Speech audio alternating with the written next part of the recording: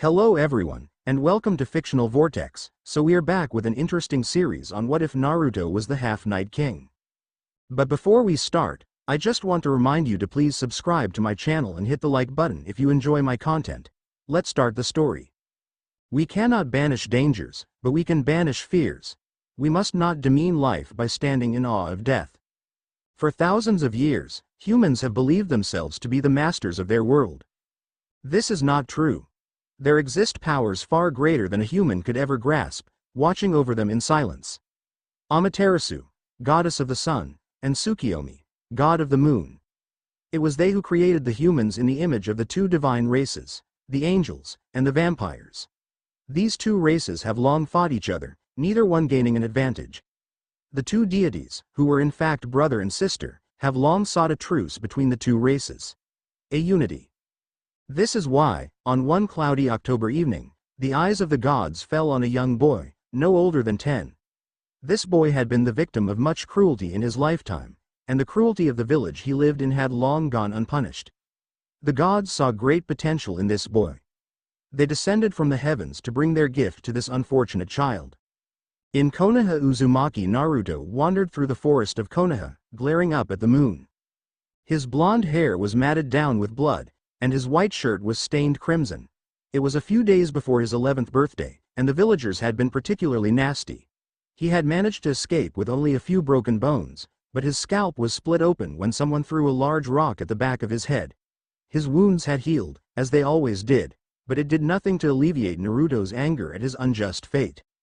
"I would give anything to be free of this torment," he murmured to himself. "Anything?" he heard a voice behind him say. He quickly turned around, but he saw no one. "Who's there?" he asked, preparing to run if he had to. He turned back around, and when he did, there were two strangers standing in front of them. He could feel waves of power coming off of them. The first one, a woman, had long golden hair and was wearing a long white and gold dress. Her eyes seemed to burn with an intense fire. The taller one, a man with silver hair, was obscured by the long black and silver cloak he wore around his whole body. He seemed to absorb all the light in the area. "What do you want?" he asked warily. The man spoke. "I am Tsukiyomi, and this is my sister, Amaterasu. We have come to give you an opportunity to be rid of your suffering." Naruto's eyes widened. He knew who these people were. "I'll give anything to be rid of this hell." Tsukiyomi's eyes narrowed. "Even your humanity?" "What?" Naruto asked surprisedly. "My humanity." Amaterasu nodded. "Are you willing to escape the confines of humanity, to cast away the chains placed on you by this village? Are you willing to become something far greater than a mere human?" Naruto considered for a moment. "Yes. I would be willing to give up even my humanity to be free." The two gods smiled. They each held out a hand, and in Amaterasu's hand appeared a ball of shining light. In Tsukiyomi's hand appeared a ball of shadow, sucking the light out of the area. "Place your hands on these orbs, child, and take the first step into your freedom." Naruto stepped forward carefully, and placed one hand on each of the orbs. The orbs were absorbed into the palm of his hand, and his body began to be racked by horrible pain. He felt his bones break and reshape, his muscles tear and reform, and his entire chakra network felt like it was on fire. His hair was changed from blonde to silver, with black streaks. His eye color changed to a deep red. He felt a ripping sensation in his back, and soon a large pair of skeletal wings erupted from his back. They were bare of feathers, but soon the shadows began to condense on the wings, forming into black, silver-tipped feathers. For an hour he endured the pain of his body tearing itself apart and reforming. When it ended, he gasped for air. He shakily got to his feet, panting. He looked over at the two gods, only to find them gone. There was a small scroll on the ground where they were standing. Naruto walked over to the scroll and picked it up. Opening it, he read the contents. "Naruto, you are the first half-angel, half-vampire hybrid the world has ever seen. You have the strengths of both and the weaknesses of neither. Since you are half-vampire, you will need to feed. You are able to control light and shadows, and combine them like no one else can. You can also use the secondary elements of each race. Fire for angels, wind for vampires. Your human chakra has been replaced by a fusion of angel and vampire chakra. Using the marks on the back of your hands, you will be able to summon angels and vampires to you at any time. You are their leader now. They will obey your orders. Contained in this scroll are weapons that will help you in your battles. Enjoy your new freedom. Looking at the back of his hands, he saw the markings the scroll spoke of. On the back of his left hand was the image of a sun, and on his right hand was the image of the moon. He opened the scroll further until he came across a seal. He channeled chakra into it, and into his hands appeared a regular-looking katana and a strange device he had never seen before. There was an envelope attached to the sheath of the katana. Naruto opened the envelope and read the letter within. These are very special weapons. They were designed specifically for you. The first weapon is the katana. This weapon has 3 levels. This is the first. The others will be unlocked as you use the weapon. In this first level, just concentrate while running your chakra through it to change it between a katana, a zanbatsu, and a double-ended spear. The next weapon we crafted for you is a weapon that has not been seen in this world for centuries. It is known as a gun, and when you pull the trigger, it launches a small metal projectile at incredible speeds. However, this is not a normal gun. Instead of the normal projectiles known as bullets, this gun fires special bullets that you can imbue with your power. You do not need to worry about ammunition, either. The bullets replicate automatically, giving you an infinite supply. Please note that these weapons do not make you invincible, and you should not rely on them. Be sure to train all of your abilities equally. Naruto nodded, taking that advice to heart. Academy graduation was in 4 years. He would have to train his new powers. He collected his new weapons, and vanished into the shadows. 4 years later it had taken Naruto a few weeks at first to get used to his new body, as well as his powers. He did find that he greatly enjoyed flying, however. He had discovered that his wings were made from some kind of supernatural substance, as they could block even rounds from his gun. The 2 gods had made several visits to him over the years, and each time they had given him tips on how to use his light and darkness powers, as well as his different angelic and vampiric abilities. He had discovered that his light and shadow abilities were most powerful when combined. He had nicknamed the combination Hakumeiden, or Twilight Release. It had been revealed that the 2 orbs he had absorbed to trigger his transformation had actually been 2 souls. The soul of an angel, and a vampire. The angel's name had been Abaddon. Before his death, he had been the leader of the angels, and the strongest angel in history. The vampire's name had been Alucard. The leader of the vampires, and the strongest vampire to ever exist. The 2 had killed each other in a massive battle centuries ago. Naruto had been disappointed to learn that he did not have access to the full power of these souls. He had been told that that would come eventually, but not until he truly needed it.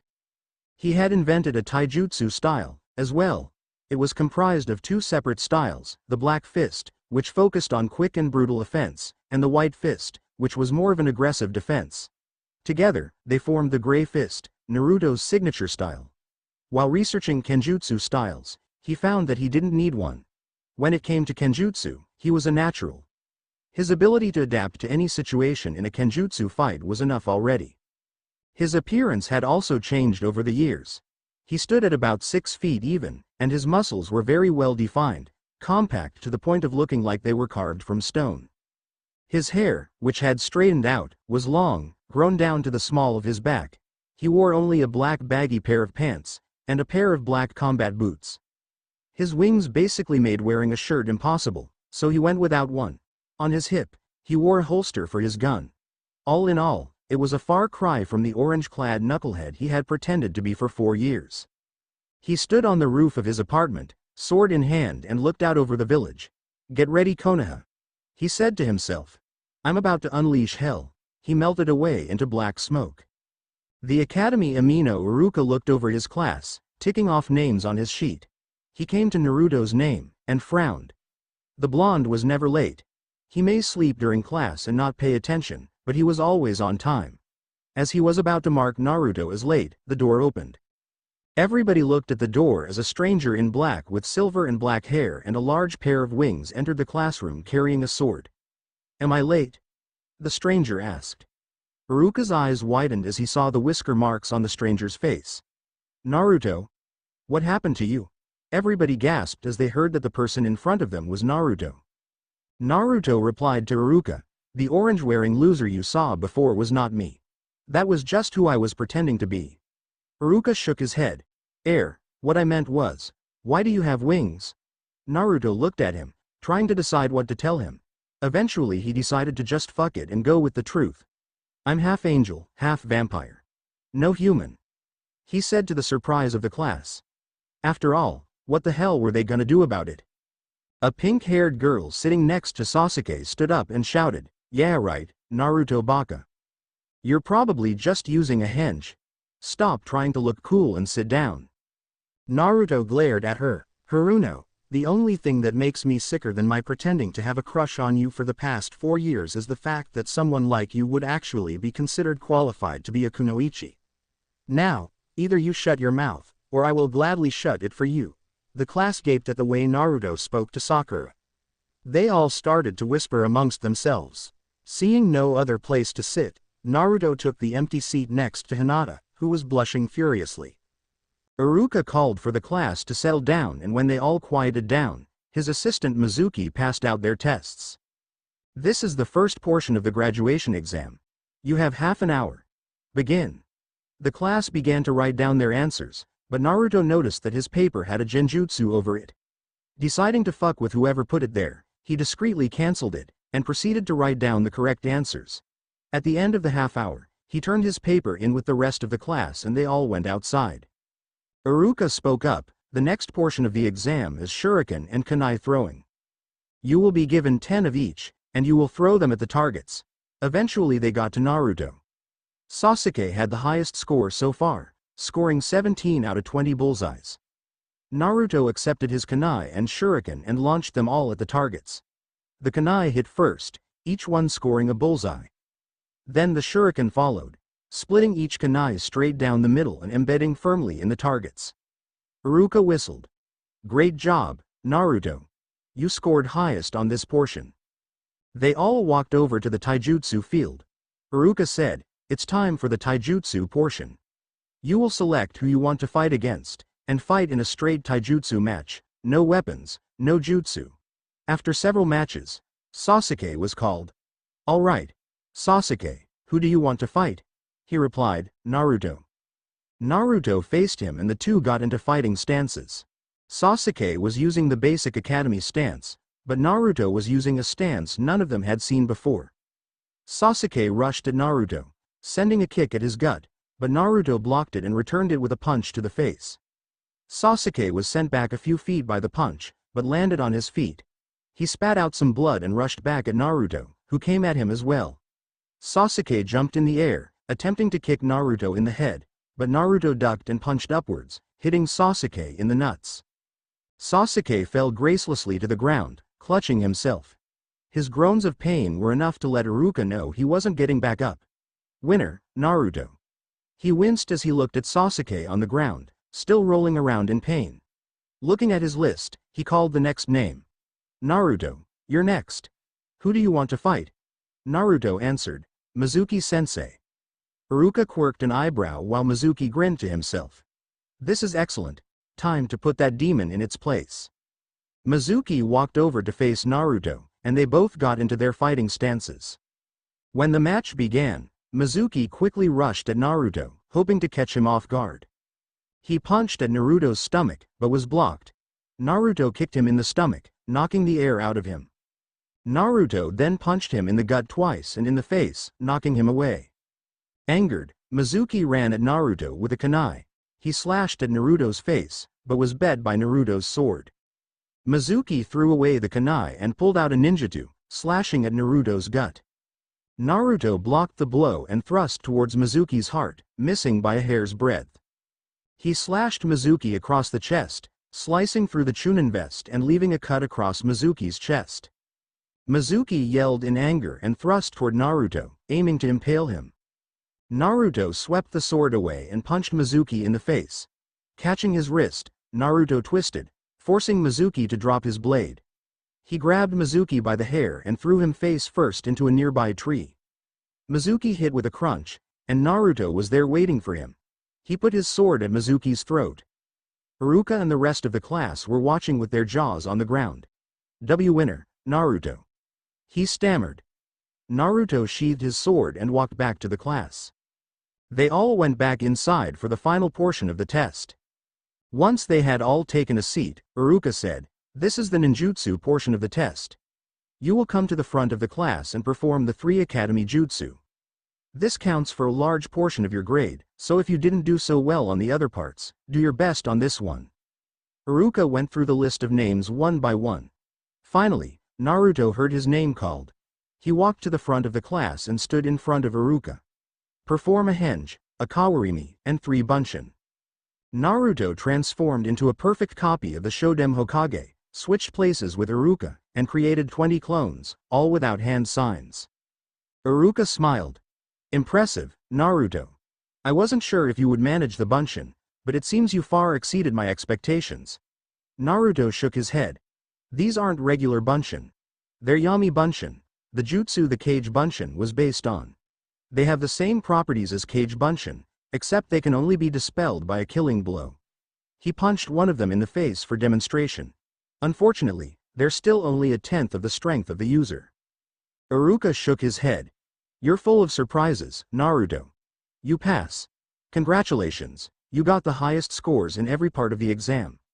Naruto picked up his headband and went to his seat, tying it around his right bicep.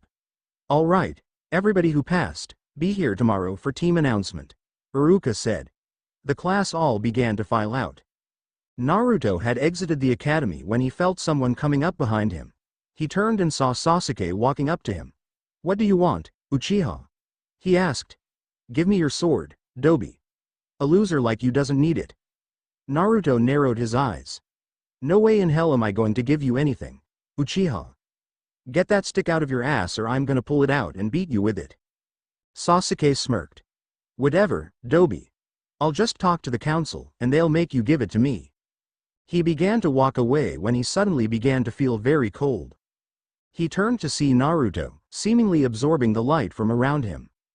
From the shadows that were condensing around Naruto, a long black tentacle shot towards Sasuke and wrapped around his neck.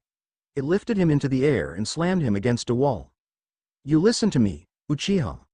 Nobody, and I mean nobody, is going to make me give you shit. Not the council, not the Hokage, not even the ghost of the Shoden himself. Now get out of my sight."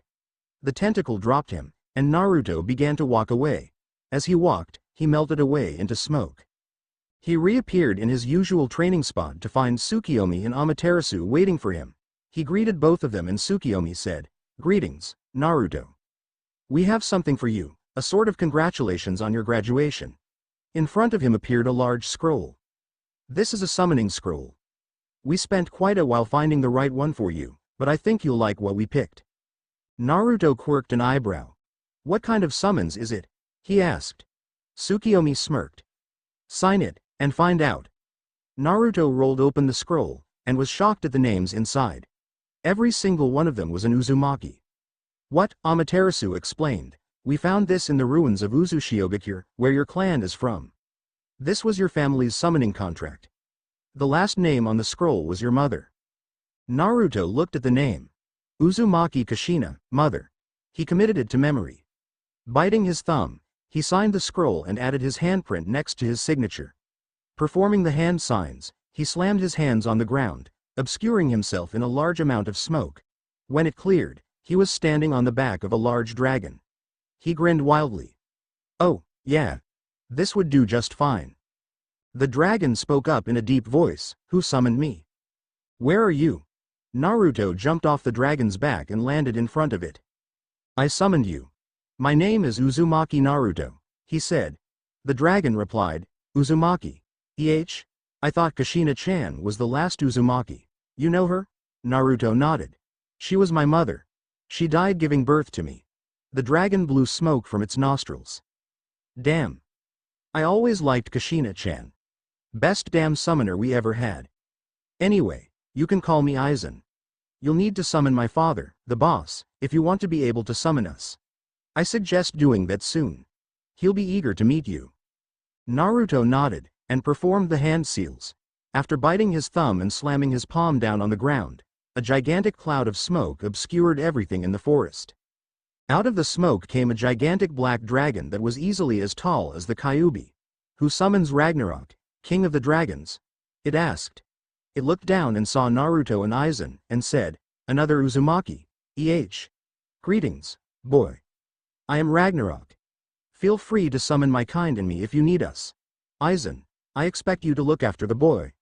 Aizen nodded at his father's instructions. Naruto looked at Aizen. What did he mean by, "look after him"? Naruto asked.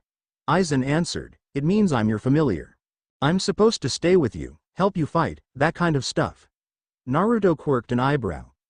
"I think people might object to me bringing a large dragon into the village." Aizen snorted. "No worries." He began to shrink until he was only about a foot tall. He flew up and perched on Naruto's shoulder. Okay, better." Naruto looked towards the two gods, only to find that they weren't there. Every frickin' time. He thought to himself. He began to walk back to the village through the forest. As he walked, he sensed someone up ahead. His vampire abilities allowed him to sense people nearby, and recognize them by the smell of their blood. He was surprised to sense Mizuki in a clearing up ahead. He got up close so he could hear what was going on. Finally, he heard Mizuki say, "I have the Forbidden Scroll, and I can take it to Orochimaru-sama. And best of all, I was able to frame the Kyuubi brat." Naruto's eyes widened. Mizuki, turned traitor? I've got to stop him. Mizuki was barely able to dodge the thrust to his heart. He jumped to his feet, and saw Naruto standing nearby, his sword drawn. "Well, if it isn't the demon brat. Too bad for you, we're all alone out here, and I can finally kill you." He was interrupted by a large weight that slammed down on his head from behind, knocking him unconscious. Standing behind the unconscious form of Mizuki was Aizen, in his full size. "Got him, boss." Naruto was about to take Mizuki and the scroll to the Hokage, when a devious thought crossed his mind.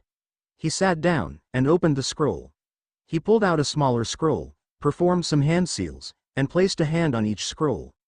He decided to read the scroll while he had it.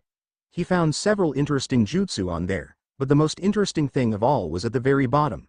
It was a seal, with Naruto's name written above it. Curious, he channeled his chakra into it. Out of the seal came another, smaller scroll. Naruto opened it and read the contents.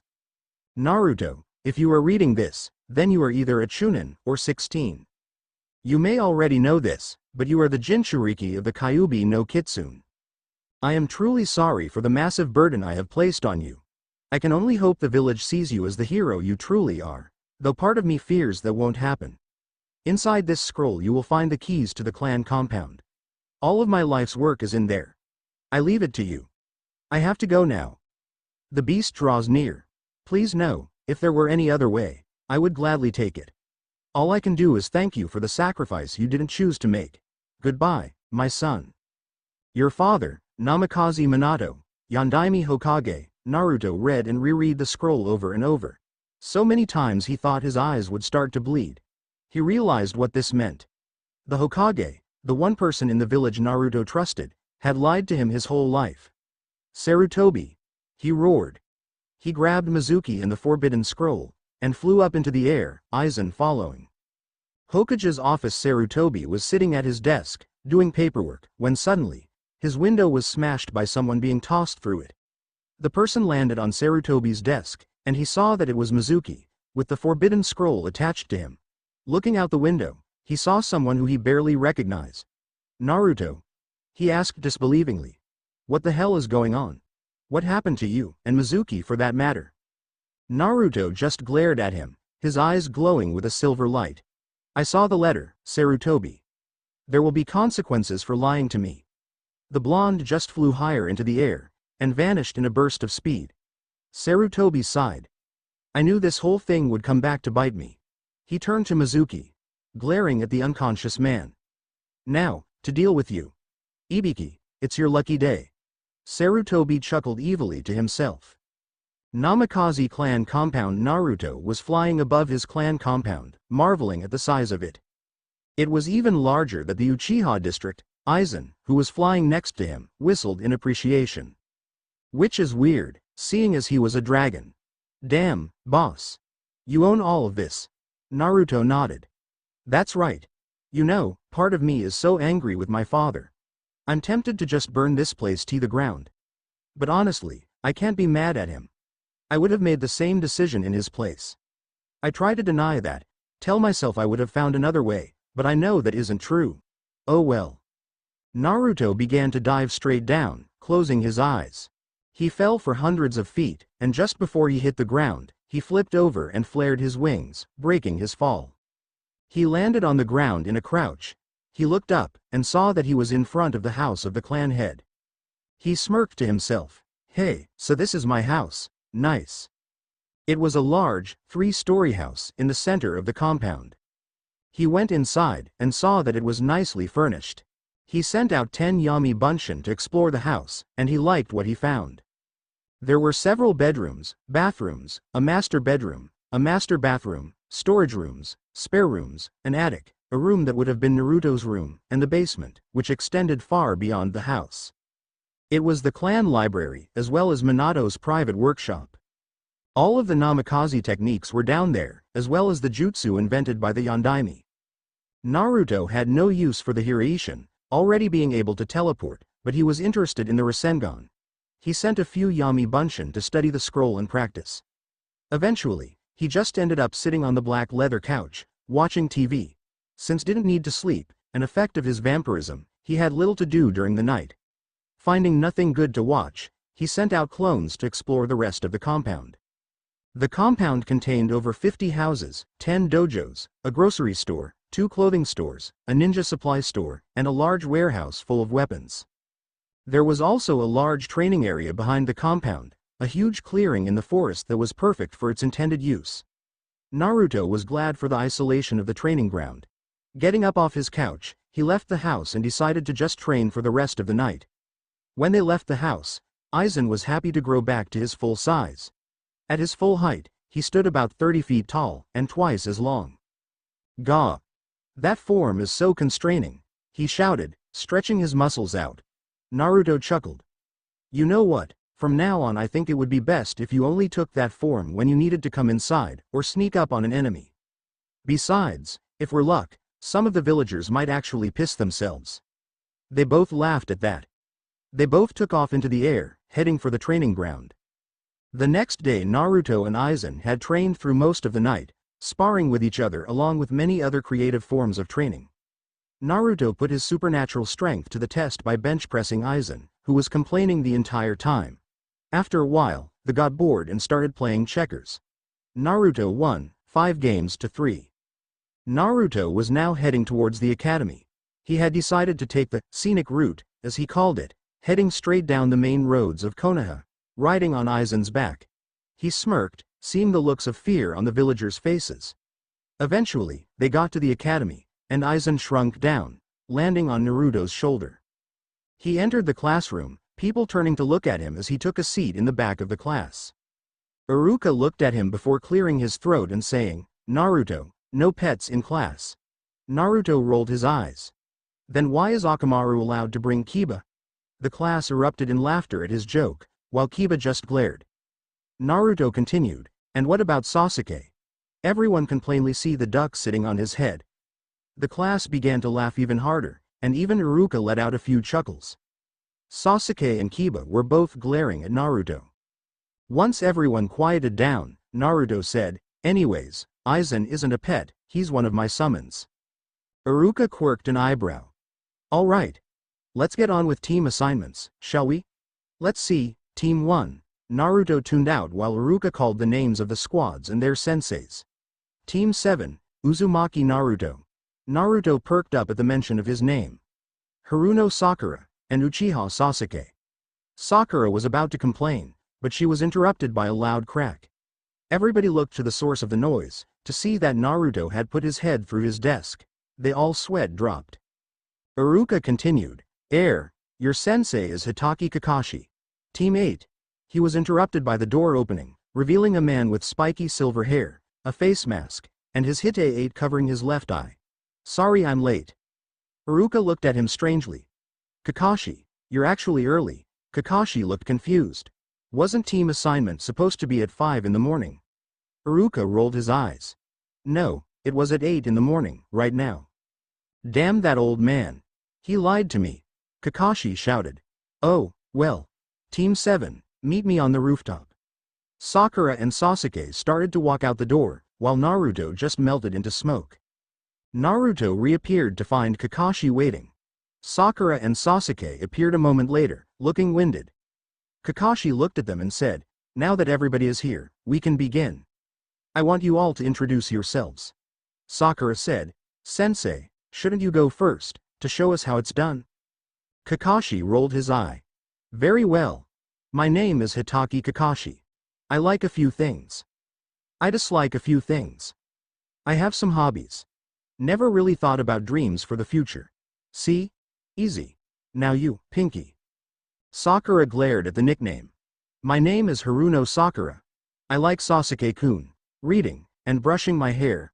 I dislike Naruto Baka, Ino Pig, and anybody who tries to steal Sasuke-kun.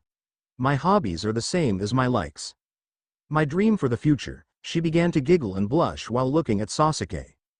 Kakashi looked at Sasuke. "Your turn, Sunshine."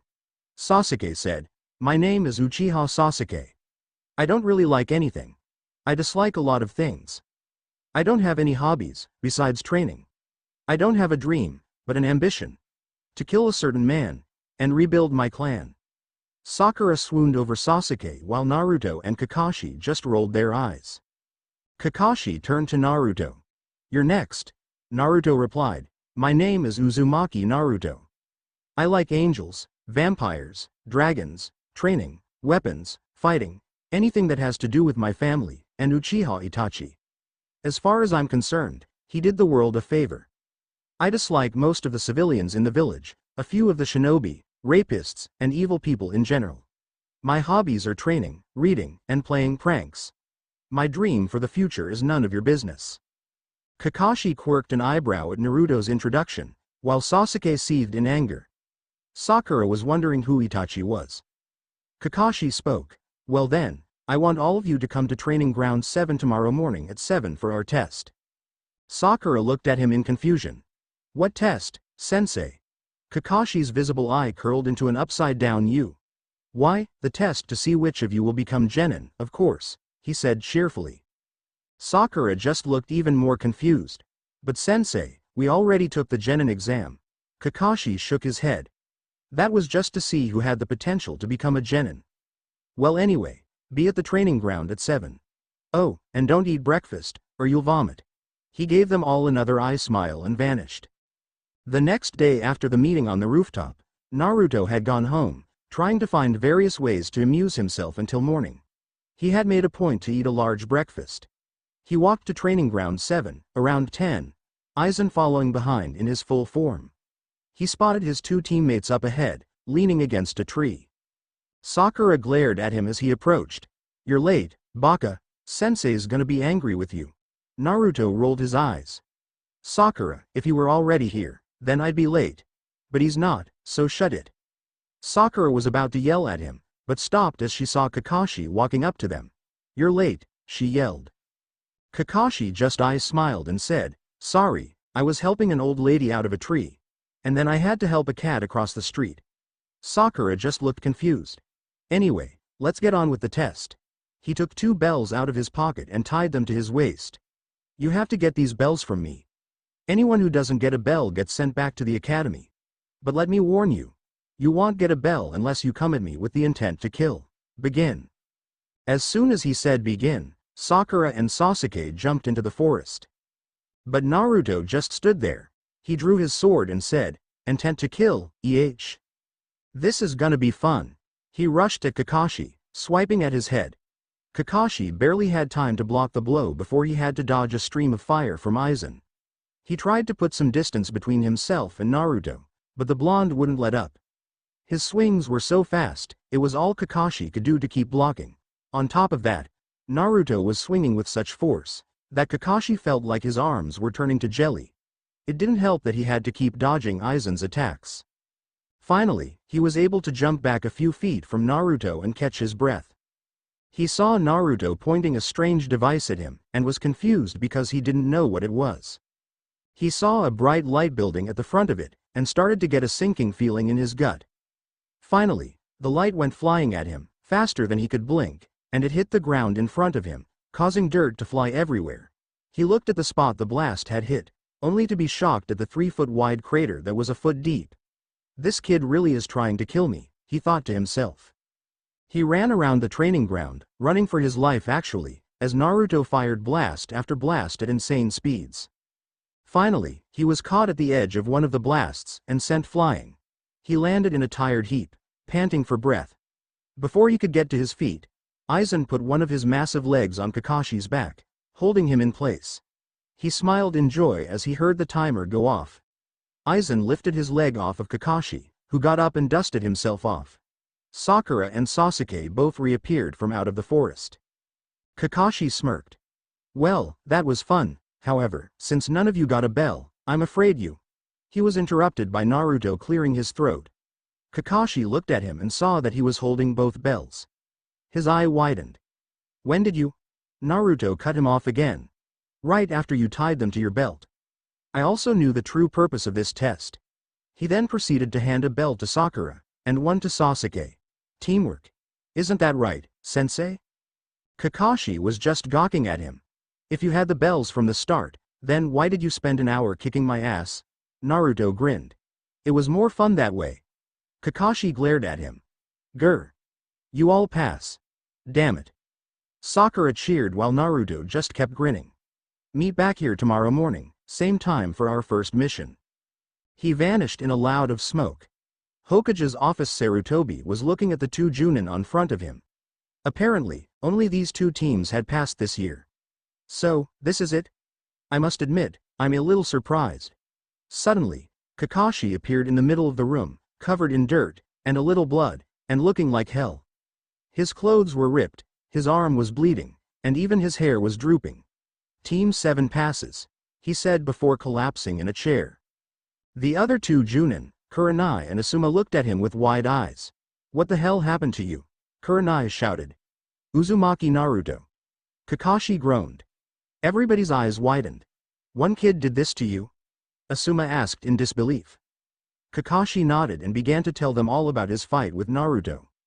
They laughed when Kakashi said that the only reason he didn't use his Sharingan was because he was too busy running for his life to uncover it. Eventually, the Chunin all left, and Sarutobi marked down the names of the genin who had passed.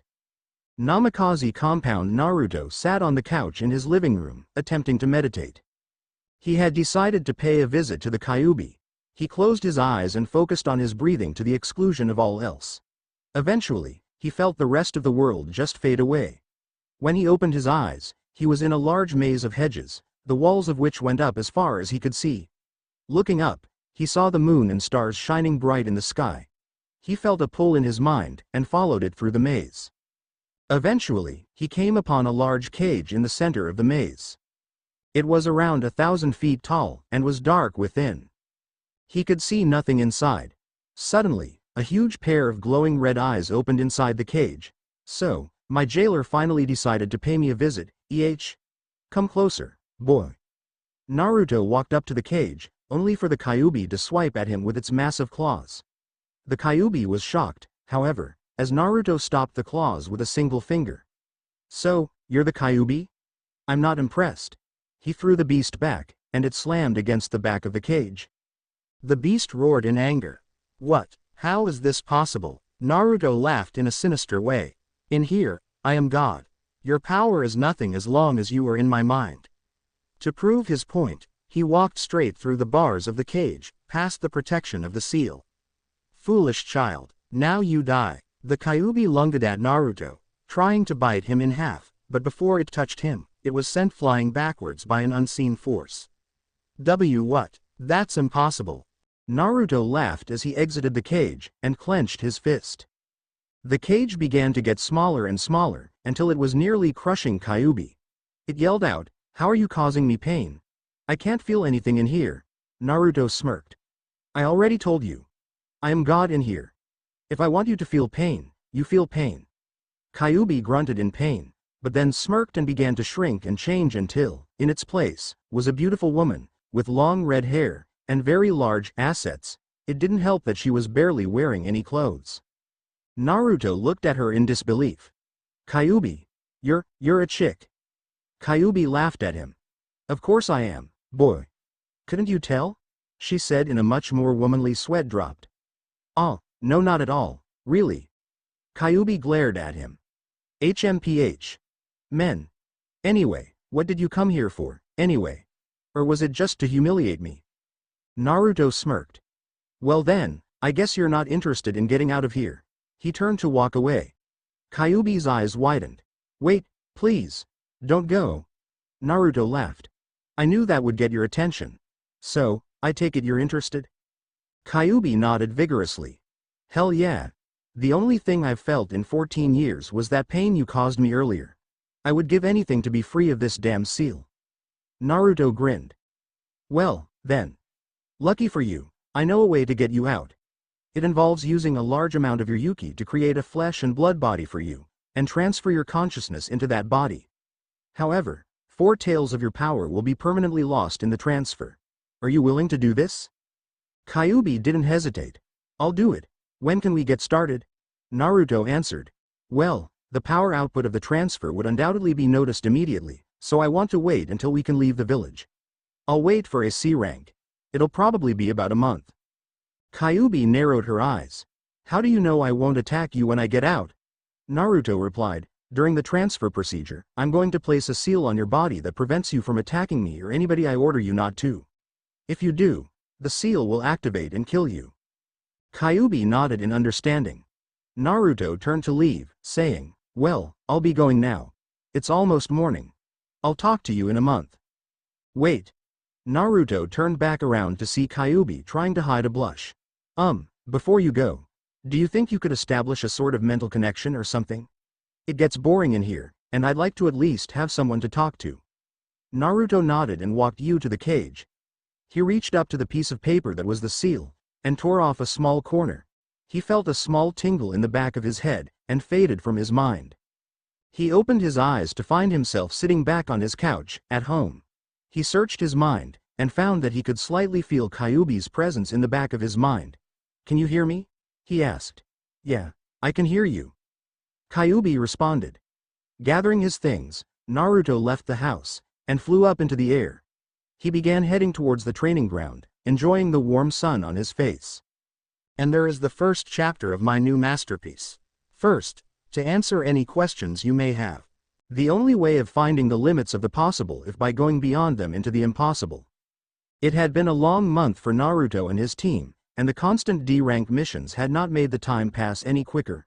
On the bright side, however, they had finally managed to reach the quota of 30 D ranks to be able to accept a C rank.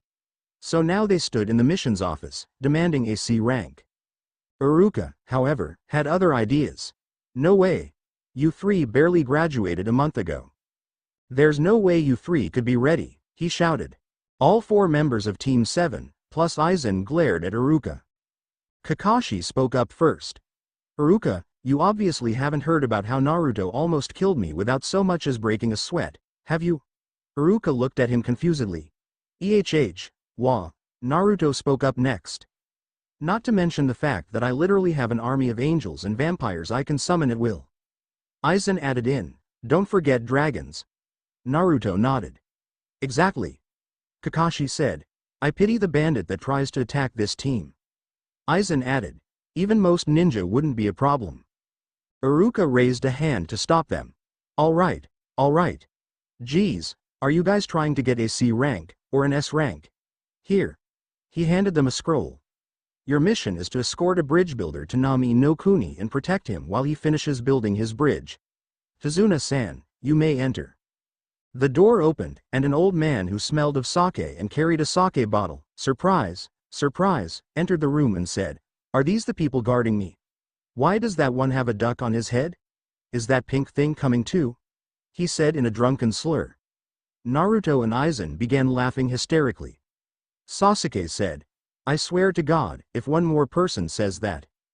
Naruto grinned and said, I like this old geezer. Tazuna left to get his stuff, and the genin were instructed to meet back at the gate in an hour. An hour and a half later, and Kakashi still hadn't shown up. Sakura, of course, hadn't stopped complaining. Naruto had started talking to Kyuubi to block out Sakura's voice. Over the past month Naruto and Kyuubi had become friends. Most nights, Naruto would retreat into his mindscape and hang out with Kyuubi. Inside his mind, they did all sorts of things. Basketball, soccer, hockey, you name it. If it was competitive, they would play. One thing Naruto had learned about Kyuubi: she was a shameless flirt. One night, she had suggested they play strip poker. When Naruto pointed out that she was barely wearing anything as it was, she just winked. Naruto's blush took an hour to fade. Occasionally, however, Naruto would catch her staring at him while blushing out of the corner of his eye. He wondered why. "Hey, Q. We finally got a C rank. You're almost out of there," he thought to her. "Kick ass. I can't wait to get out of this place," she replied. "So, have you thought about what you want to do once you get out?" Naruto asked. Not exactly, no, but I'll think of something." Back outside his mind, Naruto noticed Kakashi strolling up, his nose buried in his book. "Yo!" he greeted casually. Sakura screamed at him, as usual, and they made their way down the road away from Konoha. As they were walking, Sakura asked Tazuna, "So, Tazuna-san, do they have ninja in your country?" Naruto answered for him, "No, Sakura. If they did, he would have hired them. Now shut up, and don't ask stupid questions." They continued along the road for a while, until Naruto noticed a puddle by the side of the road. He looked at Kakashi, and saw that he had noticed it too. As they neared the puddle, Naruto quickly drew his sword and stabbed then puddle. Out of it came two men wearing gauntlets that were attached by a chain of shuriken. One of the men was bleeding from a stab wound in his shoulder. They quickly rushed at the group, but were stopped by Naruto slashing at them with his katana. They growled at him, trying to intimidate him. Naruto just pulled out his gun, shooting the injured one in the heart and killing him. The other one released the chain from his gauntlet and rushed at Naruto, shouting, "I'll kill you for that." The man jumped up in the air, trying to slash at Naruto from above, but this was what Naruto was waiting for. When the man came down, he was impaled in the gut by Naruto's sword. Naruto leaned in to whisper in the man's ear, "Now you die." Naruto quickly plunged his fangs into the screaming man's neck, drinking his blood until there was none left. Naruto could feel his body coursing with strength, and felt the man's memories enter his mind. When he finished, the man was just a dry husk. Naruto walked over to the corpse of the other man, and repeated the process. When he finished, the blood that was on his face, and that had run down his chin, was seemingly absorbed into his skin. Ah, that was refreshing. He licked the blood from his sword, before turning back towards his team, who were looking at him in horror. "What? I told you I was half vampire." He sheathed his sword and walked back to his team. Sakura looked at him with fear. "Why, you were serious?" Naruto rolled his eyes. "Duh. It's ironic how the truth is often more unbelievable than lies, don't you think?"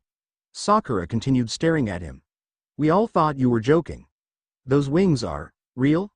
You're really not human?" Naruto nodded. "That's right, isn't that great?" Sakura looked to the two dried corpses sitting at the side of the road, her face pale. You killed them." Naruto gave her a hard look. "That's what ninja do, Sakura. We kill people. If you don't kill your enemy, then they'll sure as hell kill you." She nodded, giving one last look to the two bodies. Kakashi cleared his throat. "If we could please get back to the pressing matter. Regardless of how easily they were defeated, those were Chunin-level nuke nin from Kiri. That bumps this mission up to at least a B rank. Can you tell me why there are ninja after you, Tazuna?" Tazuna sighed, and began to explain. "Well, you see, about a year ago, a man named Gato came to my country, and started taking control of all trade in and out of the country. Now, he controls everything, and the people are suffering. Even the daimyo can't do anything. But this bridge I'm working on would connect us to the mainland and save our country. But Gato doesn't want that. He likes being in control. You see, he may be a legitimate businessman on the surface, but his company is a front for all kinds of illegal activity. Drugs, smuggling, human trafficking, you name it. He makes an example of anyone who dares to speak against him, and the people are afraid for their lives. He's tried several times to sabotage my bridge, so I had to hire ninjas to fight the ones he sent after me. Please, will you help me in my country?" "Yeah, I used the same explanation from my other story." "Big whoop, wanna fight about it?" Kakashi looked to his team. "It's up to you. Do you want to continue, or go back?" "I'm going, regardless of your decisions." Naruto said. He and Aizen walked over to stand next to Tazuna. Tazuna laughed. I have the vampire and the dragon on my side, you guys could probably head back, he joked. Sasuke also walked over to Tazuna. I'm going, he said. Sakura, of course, followed Sasuke without hesitation. Kakashi eyes smiled. Well then, Tazuna. It looks like the mission proceeds. Tazuna sighed in relief. Thank you all very much. They were about to continue, when Naruto walked back over to the two corpses. He cut their heads off, burning their bodies. He sealed their heads in a scroll he got from seemingly nowhere, and walked back to his team. Kakashi looked at him funny. Where'd you get that scroll from? I know you weren't carrying it with you. Naruto shrugged. Shadow storage. What does that mean? Kakashi asked. Naruto simply held up the scroll and dropped it into the shadow of a tree. Instead of hitting the ground, it seemed to fall through the shadow, vanishing. Everybody's eyes widened. Now that's cool, Tazuna said. Naruto grinned. I can store anything I want, and I can recall it from any shadow. They all continued walking down the road, with nothing eventful happening until they came to sea. There was a man with a boat there waiting for them, and they all piled into the boat. They began to quickly move away from the shore. When they got closer to the island, however, they had to cut the engines so as to not be spotted. After a while, they were able to see a large bridge to their side. They all marveled at how large it was, Tazuna looking at it with pride. Eventually, they made it to the shore, stepping off the boat. Tazuna thanked the man, who quickly rowed away. They continued down the road a ways, until Sasuke suddenly threw a kunai into the bushes. Naruto looked over to see what Sasuke hit, to see a small rabbit lying dead, a kunai in its head. He narrowed his eyes. A white rabbit, in summer. He walked back to his team, when suddenly, Kakashi yelled, "Get down!"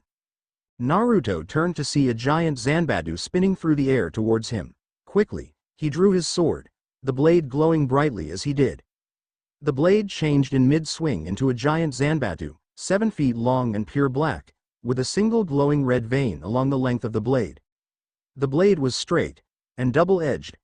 On one side of the blade, at the tip, it had spikes running down for about a foot, angling back towards his wrist.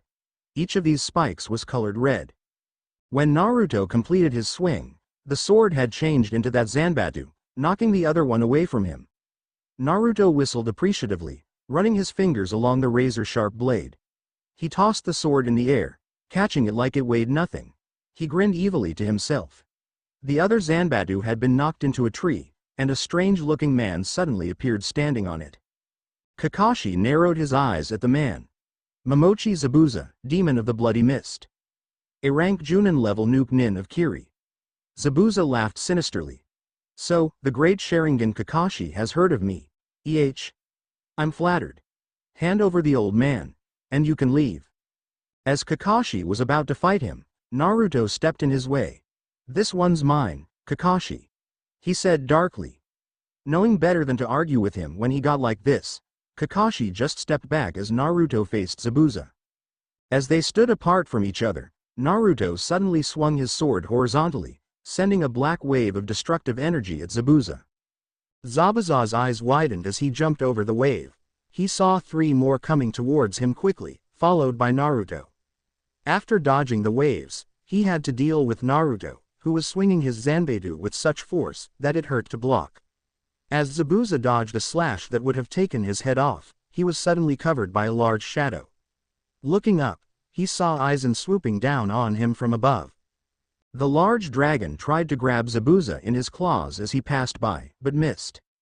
Zabuza retreated to the surface of the lake, hoping to get an advantage, but Naruto just kept bombarding him with long-range attacks. Figuring that he was safe as long as he could dodge these attacks, he was surprised to see Naruto flex his wings and jump into the sky. His blood ran cold as he saw Naruto swooping down on him, eyes glowing like fire, with his large Zanbatsu poised to strike. Naruto fell down from above, crashing into Zabuza and creating a huge splash of water. The force of the slash nearly severed Zabuza's right arm, breaking his left arm completely, and throwing Zabuza back against a tree. He looked at Naruto with fear in his eyes. Who are you?" he asked with a trembling voice. Naruto looked at him, his eyes still burning. I am the one who walks between the light and the shadow. I am the master of night and day. I am the half-night king. He roared in a demonic voice. He swung his zanbatsu, intending to finish Zabuza, but was surprised when he was seemingly killed by several senbon in his neck. From nowhere appeared a young boy in a hunter nin mask, crouching next to Zabuza's body. He said, "Thank you for weakening him.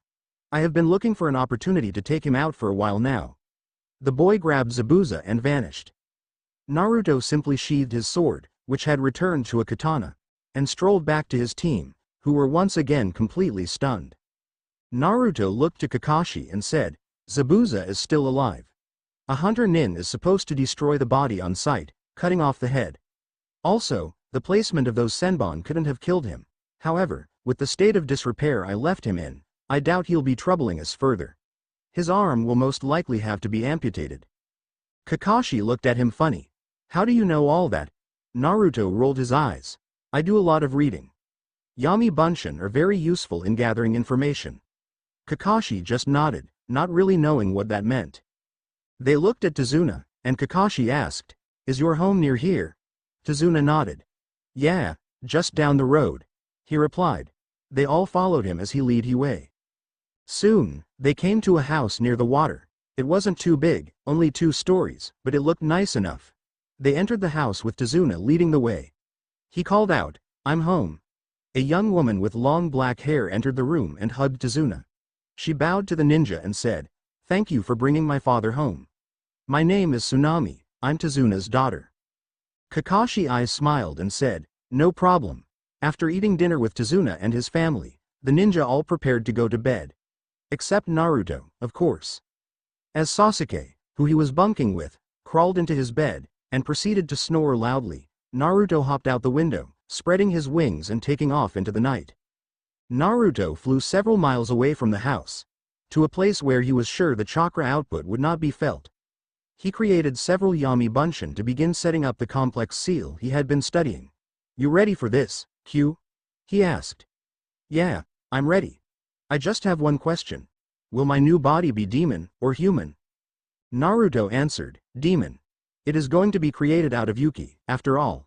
"Okay, it's time to get started."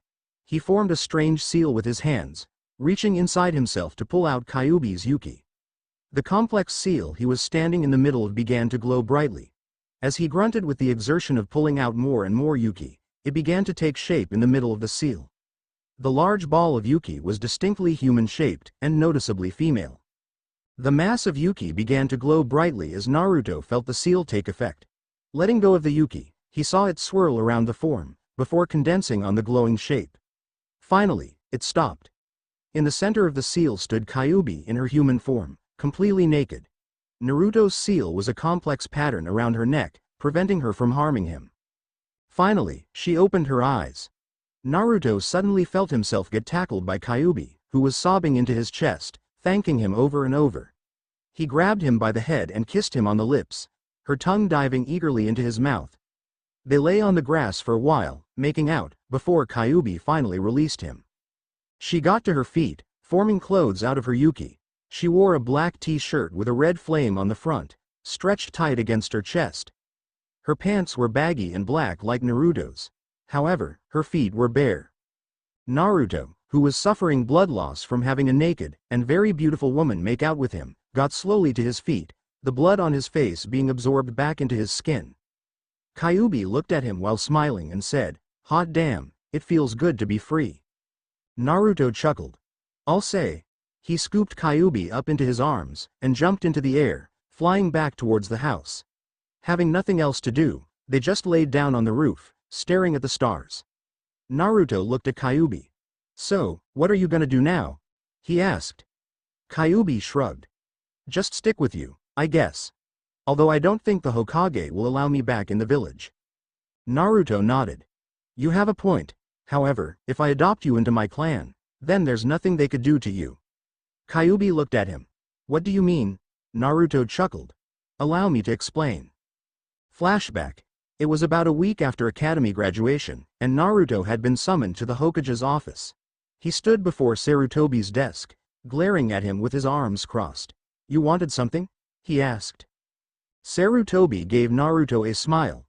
Naruto, I realize that what I did was wrong. I should have told you about your family. I was just too paranoid that the secret would get out. I thought I was protecting you, when in reality I was only hurting you. Please accept my sincere apologies. In order to mend the broken trust, I want to give you a peace offering, of sorts. Naruto raised an eyebrow. What kind of peace offering? Sarutobi handed him a scroll. Naruto opened it, reading what was inside. His eyes widened. Full privileges of a clan head, as well as a seat on the council when I make Chunin. Sarutobi smiled at him. That means that anybody you adopt into your clan will be safe from the reach of the council. I only ask that you wait to reveal your heritage until you make Chunin. Naruto looked at him. Fine then. I'll accept your apology. The two of them then shook hands. Flashback end. Kyuubi looked happy. So when we return to the village, I'll be safe? Naruto nodded. Kyuubi squealed and hugged him. Bitchin'. A light seemed to go off above her head. Shit. I almost forgot. She leapt down to the ground, and with a wave of her hand, opened a glowing portal of red swirling energy. She reached inside, pulling out a strange-looking sword. She considered it for a moment, before tossing it away. She pulled out dozens more weapons, looking at each before rejecting it and tossing it away. Finally she exclaimed, "Aha!" and pulled out one final weapon. It was a long whip, made from red leather with spikes along the length of it. Kyuubi channeled some of her Yuki into it, and the whip burst into flames. She twirled it above her head before wrapping it around the trunk of a tree and yanking. The whip cut through the tree easily, toppling it. Kyuubi cut the stream of Yuki to it, extinguishing the flames, before wrapping the whip up and hanging it at her waist. She grinned. Damn, it feels good to have my old weapon back. She snapped her fingers, and all of the other weapons went flying back into the portal, and it closed. She turned to Naruto, grinning viciously. Come on. We're gonna spar. Naruto matched her grin. All right, but I won't be holding back. Bring it. Kyuubi shouted. The two of them charged at each other, wreaking a path of destruction through the forest the entire night. The next day, after 7 straight hours of fighting, the two of them had collapsed from exhaustion in the forest. They were forced to call it a draw, and were now making their way through the destroyed forest. While walking back, they spotted a building, hidden in the forest. Naruto grinned. I had planned on finding them later, but now is as good a time as ever. He told Kyuubi to wait outside, and snuck up to the building. Inside the building, Haku sat in a chair, watching as Zabuza moved in his sleep. He had developed an infection in his wounds, and had been asleep for hours now. Haku had no idea how to treat him, and frankly, he was scared. He was scared of his teacher and father figure dying. He was scared of being left all alone, being chased by Hunter Nin his whole life. As he moved to wipe the sweat from Zabuza's brow, he heard a voice behind him.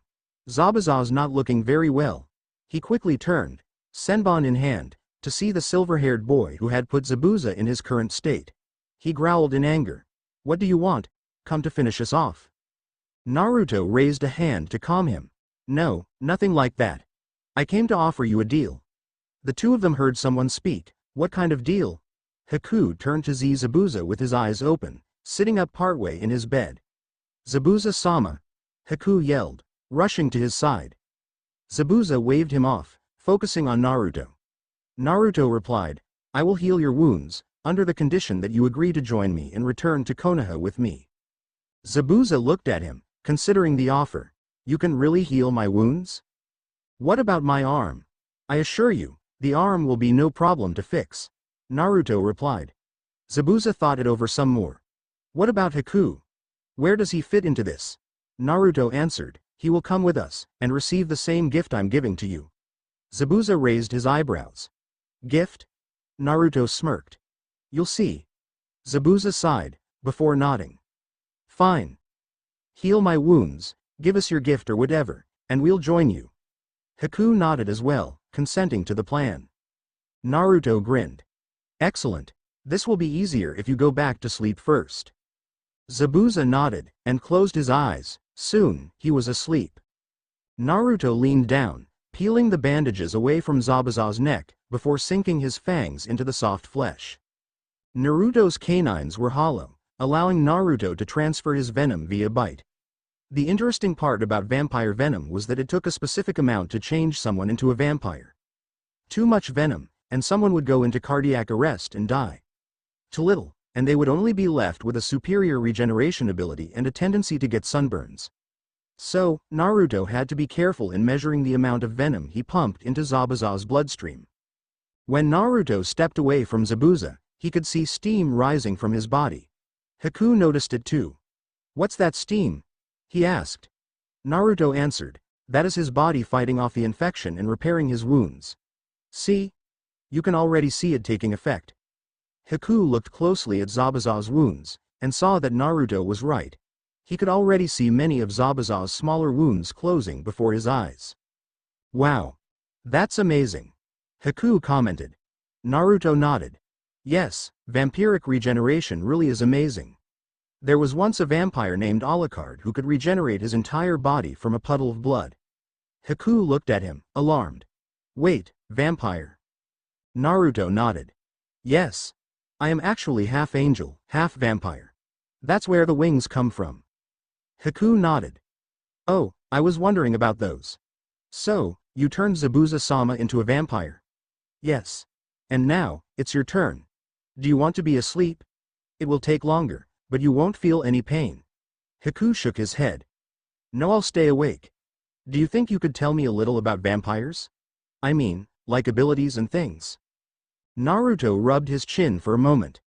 "Well, let's see, increased mental capacity, senses, strength, speed, agility, and reflexes, control over shadows, and, to a certain extent, wind, rapid regeneration, extremely high pain threshold, and the ability to absorb the souls and memories of the people whose blood you drink. Although you have to kill them to absorb their souls. You can also summon the souls out to fight with you. Also, extremely long life while retaining youth and vitality. Nobody knows how long a vampire can live, really. There are also several other abilities that vampires can have, but they take centuries and thousands of souls to develop." Haku looked impressed. "What about weaknesses?" I don't really know. The whole aversion to sunlight thing is just a myth. Vampires just tend to have antisocial personalities towards humans. Although, prolonged exposure to sunlight does cause headaches and occasionally nausea. But they don't burst into flames of anything. Same with garlic, silver, and holy water. That's all bullshit.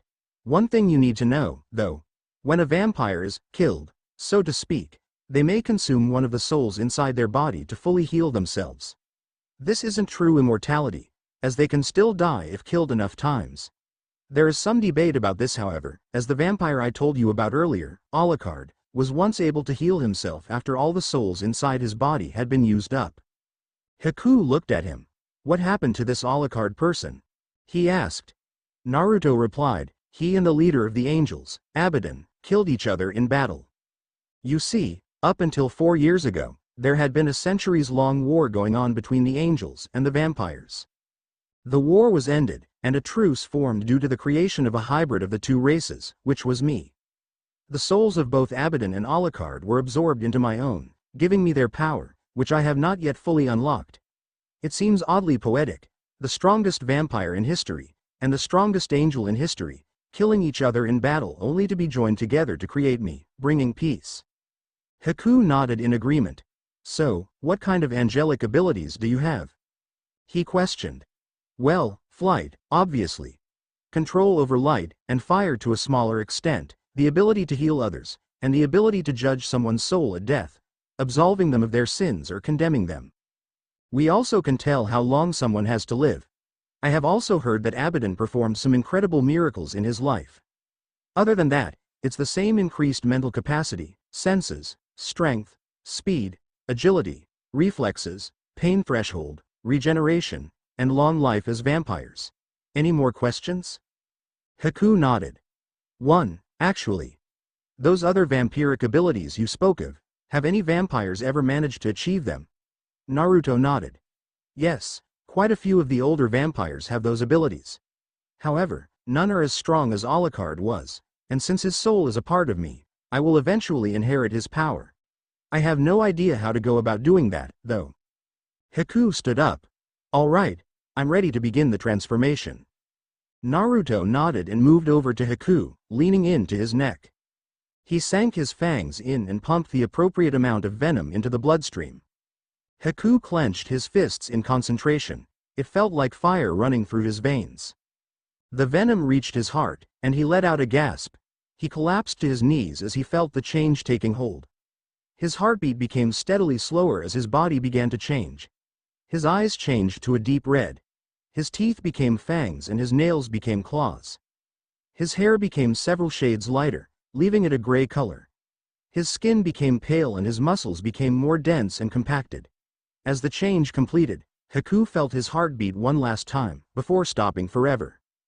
He slowly got to his feet, taking in his surroundings with his new senses. He could see every detail on every surface, his eyes following movement with ease, and illuminating the darkness. He could hear the entire forest, every creature, and he could smell their blood, knowing exactly where to find them. He could even feel the subtle changes in air currents around him. "You didn't mention everything would be this vivid," he said. He noticed that his voice sounded deeper than before. He looked in a nearby mirror and saw that his features looked much more masculine. He let his hair down, letting it fall about his head and face, and found that he liked the way it looked. It was a little longer than shoulder length, and was a few shades lighter than black. He removed his feminine-looking clothing, creating new clothing from the shadows.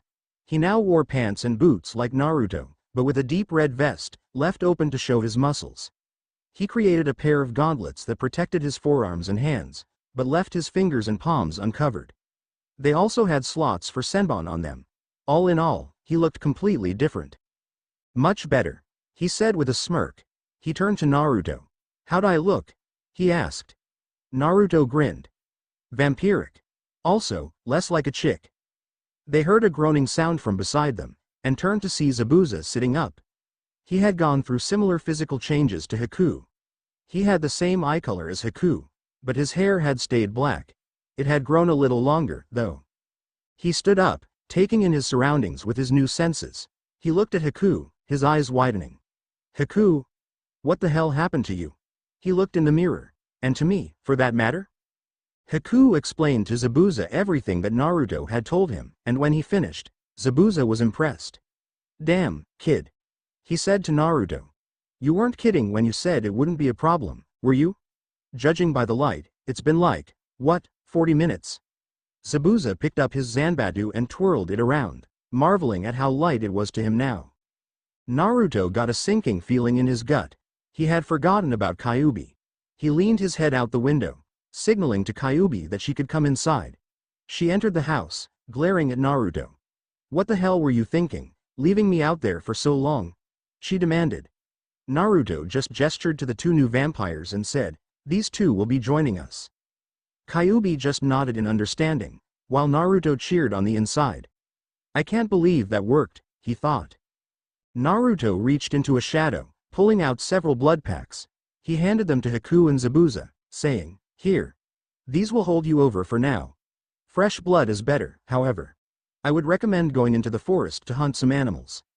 Don't bother with the meat, you can't eat regular food anymore." He focused some energy, and the moon on the back of his right hand began to glow purple. In front of Naruto appeared a tall woman. She was wearing Victorian-style clothing underneath a long red duster. Her blonde hair was covered by a red fedora with a wide, floppy brim, and she wore round, yellow-tinted sunglasses over her red eyes. She carried a large gun at her side. She bowed to Naruto saying, "My lord, how may I serve you?" Naruto replied, "Hello, Ceres. I need you to watch over these two newborns for the next week and help them get used to their new abilities. I trust you are up to the task." Ceres nodded, saying, "Of course, my lord." Naruto bid them all farewell and melted away into smoke with Kyuubi. Back at Tazuna's house, Kakashi, Sakura, and Sasuke were eating breakfast and wondering where Naruto had gone off to, when he and a girl suddenly appeared in the room. Kakashi looked at Kyuubi. "Who's this, Naruto?" he asked. Naruto replied, "A girl I recently adopted into my clan. If you didn't know I had a clan, then that's probably because it isn't any of your business, and you should stop asking. If you want to know more, talk to the Hokage." He then sat down at the table, grabbing a piece of bacon. "All you need to know is that her name is Q, and she's coming with us back to Konoha. Kakashi just shook his head, knowing he wasn't going to get any more information. Whatever. Hey, I need a favor. I've never been too good at splitting my attention between people. So training a team kinda sucks for me. Do you think you could help me out by showing Sakura a few things while I help Sasuke? Naruto thought to himself. This could be a great chance to break Sakura of her fangirl mindset, as well as make her a bit less useless to the team. Naruto nodded. Fine. But you owe me one. Naruto created some Yami Bunshin and sent them off to practice the Rasengan. He had actually mastered it already, but still, it never hurt to practice. Kakashi led them into a clearing a ways into the forest, one of the ones that wasn't destroyed, and led Sasuke off to the side, leaving Sakura with Naruto. Sakura looked at the winged boy nervously, wondering what kind of training he was going to have her do. She nearly jumped when he spoke to her. All right, what I'm gonna have you do first is an exercise called tree walking. This exercise involves focusing chakra to the bottom of your feet, and keeping it there. This allows you to stick to any surface. Watch. He demonstrated the technique on a nearby tree, walking up it and standing underneath a branch. As you can see, this skill also allows you to hang upside down.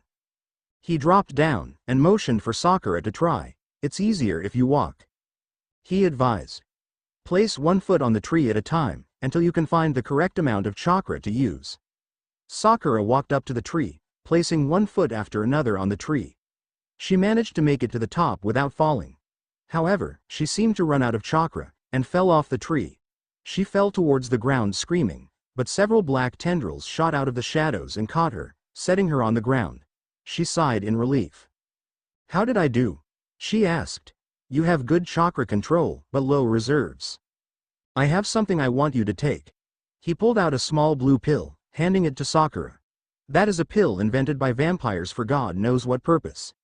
It forcibly expands the chakra coils of a human, doubling, or even tripling their chakra reserves. I have no idea why vampires would invent something like this. Probably an accidental discovery. Anyways, I want you to take this. There will be some pain, but it will be worth it. Sakura took the pill uncertainly, putting it in her mouth and swallowing. Immediately, she felt pain coursing throughout her entire body, as if something was pushing outwards from inside her. As quickly as it began, the pain faded. She could feel the chakra inside her, more than she had ever had. Looks like your chakra tripled. The excellent thing about these pills is that they allow you to keep your previous level of control over your chakra. Now, we can move on to other things. Here. Channel your chakra into this. He handed her a small, square piece of paper. This will tell you what your elemental affinity is. Sakura accepted the paper, putting chakra into it. Half of the paper got wet, and half crumbled to dust. Sakura looked at the paper. That means I have earth and water, right? She asked. Naruto nodded. Yes. Hold on a minute, I have something here. He retrieved 2 scrolls from his shadow, handing them to Sakura. These scrolls contain a few Doden and Suiden jutsu. Nothing above C rank, but still useful in a fight if you apply them correctly. There is also one other jutsu I want to show you. This is called the Kage Bunshin no Jutsu. It allows you to create physical copies of yourself that send whatever knowledge they gain back to you when they dispel. They are useful for training, if you have the chakra to make them. I'd say you have enough chakra to make about 5, and still have enough to train with. Naruto showed her the hand sign for the jutsu, and she activated it, producing 5 solid clones. He nodded in approval before handing Sakura a 3rd scroll. This is a taijutsu scroll. It contains an old style called the Hidden Fist, which is a good style for you because physical strength is not necessary. The style relies on pressure points, and using an enemy's strength against them. Study it while the clones read the jutsu scrolls. Oh, and another thing. While you don't need freakish strength to use this style, I would still recommend putting on some muscle. That means stop dieting and worrying about your looks. And for the love of God, get a haircut. Sakura was about to protest, but he interrupted her. Think of it this way. Sasuke will never love you if you're weak. Besides, I hear he likes short hair. Sakura's eyes widened as she quickly drew a kunai and slashed off her long hair. She and her clones quickly opened the scrolls and began reading. After reading about the taijutsu style, she quickly began practicing the basic stances, while her clones pored over the jutsu scrolls. Naruto's sweat dropped. Not exactly what I was expecting, but oh well. He shrugged and went to check on his Yami Bunshin, wondering what Sasuke was being taught. Meanwhile, with Sasuke fell off of the tree for what had to be the 100th time. He kicked at it in frustration. "Fucking tree," he yelled. As he kicked it, a branch fell off of the tree, hitting him in the head. I've said it once, and I'll say it again. I love writing this story. I felt like I packed too much stuff into the last chapter, so I tried to slow it down in this one. I know it seems like Naruto let Kyuubi off easy by letting her out, but he felt it was smarter to have a powerful ally than to have an enemy stuck in his gut. Chapter 3, coming soon. Keep those reviews rolling. Don't fear the Reaper. Kumo no Shinigami. Man is not made for defeat. A man can be destroyed, but not defeated. It had been 6 days since Team 7 had arrived in Nami no Kuni, and they had been very busy. Between guarding Tazuna, they had all focused on training. After Sasuke finished the tree-walking exercise, he retreated to simply practicing his clan's Kaden Jutsu and trying to spy on Naruto, the latter of which he always failed at. Under Naruto's tutelage, Sakura had progressed far, at least, compared to her previous level of strength. She had managed to learn several of the jutsu on the scrolls she had been given, although she was far from mastering them. She was managing well in the taijutsu department as well, thanks to the twice-daily spars with Naruto. She had yet to land a hit on him, but she was getting better at reading the moves of her opponents and waiting for them to strike before counter-attacking. Naruto had suggested that she use Senbon in conjunction with her taijutsu, and she had seemed interested. He had given her a pair of gauntlets in the style he had seen Haku make for himself. Only Sakura's had small, half-inch spikes on the knuckles.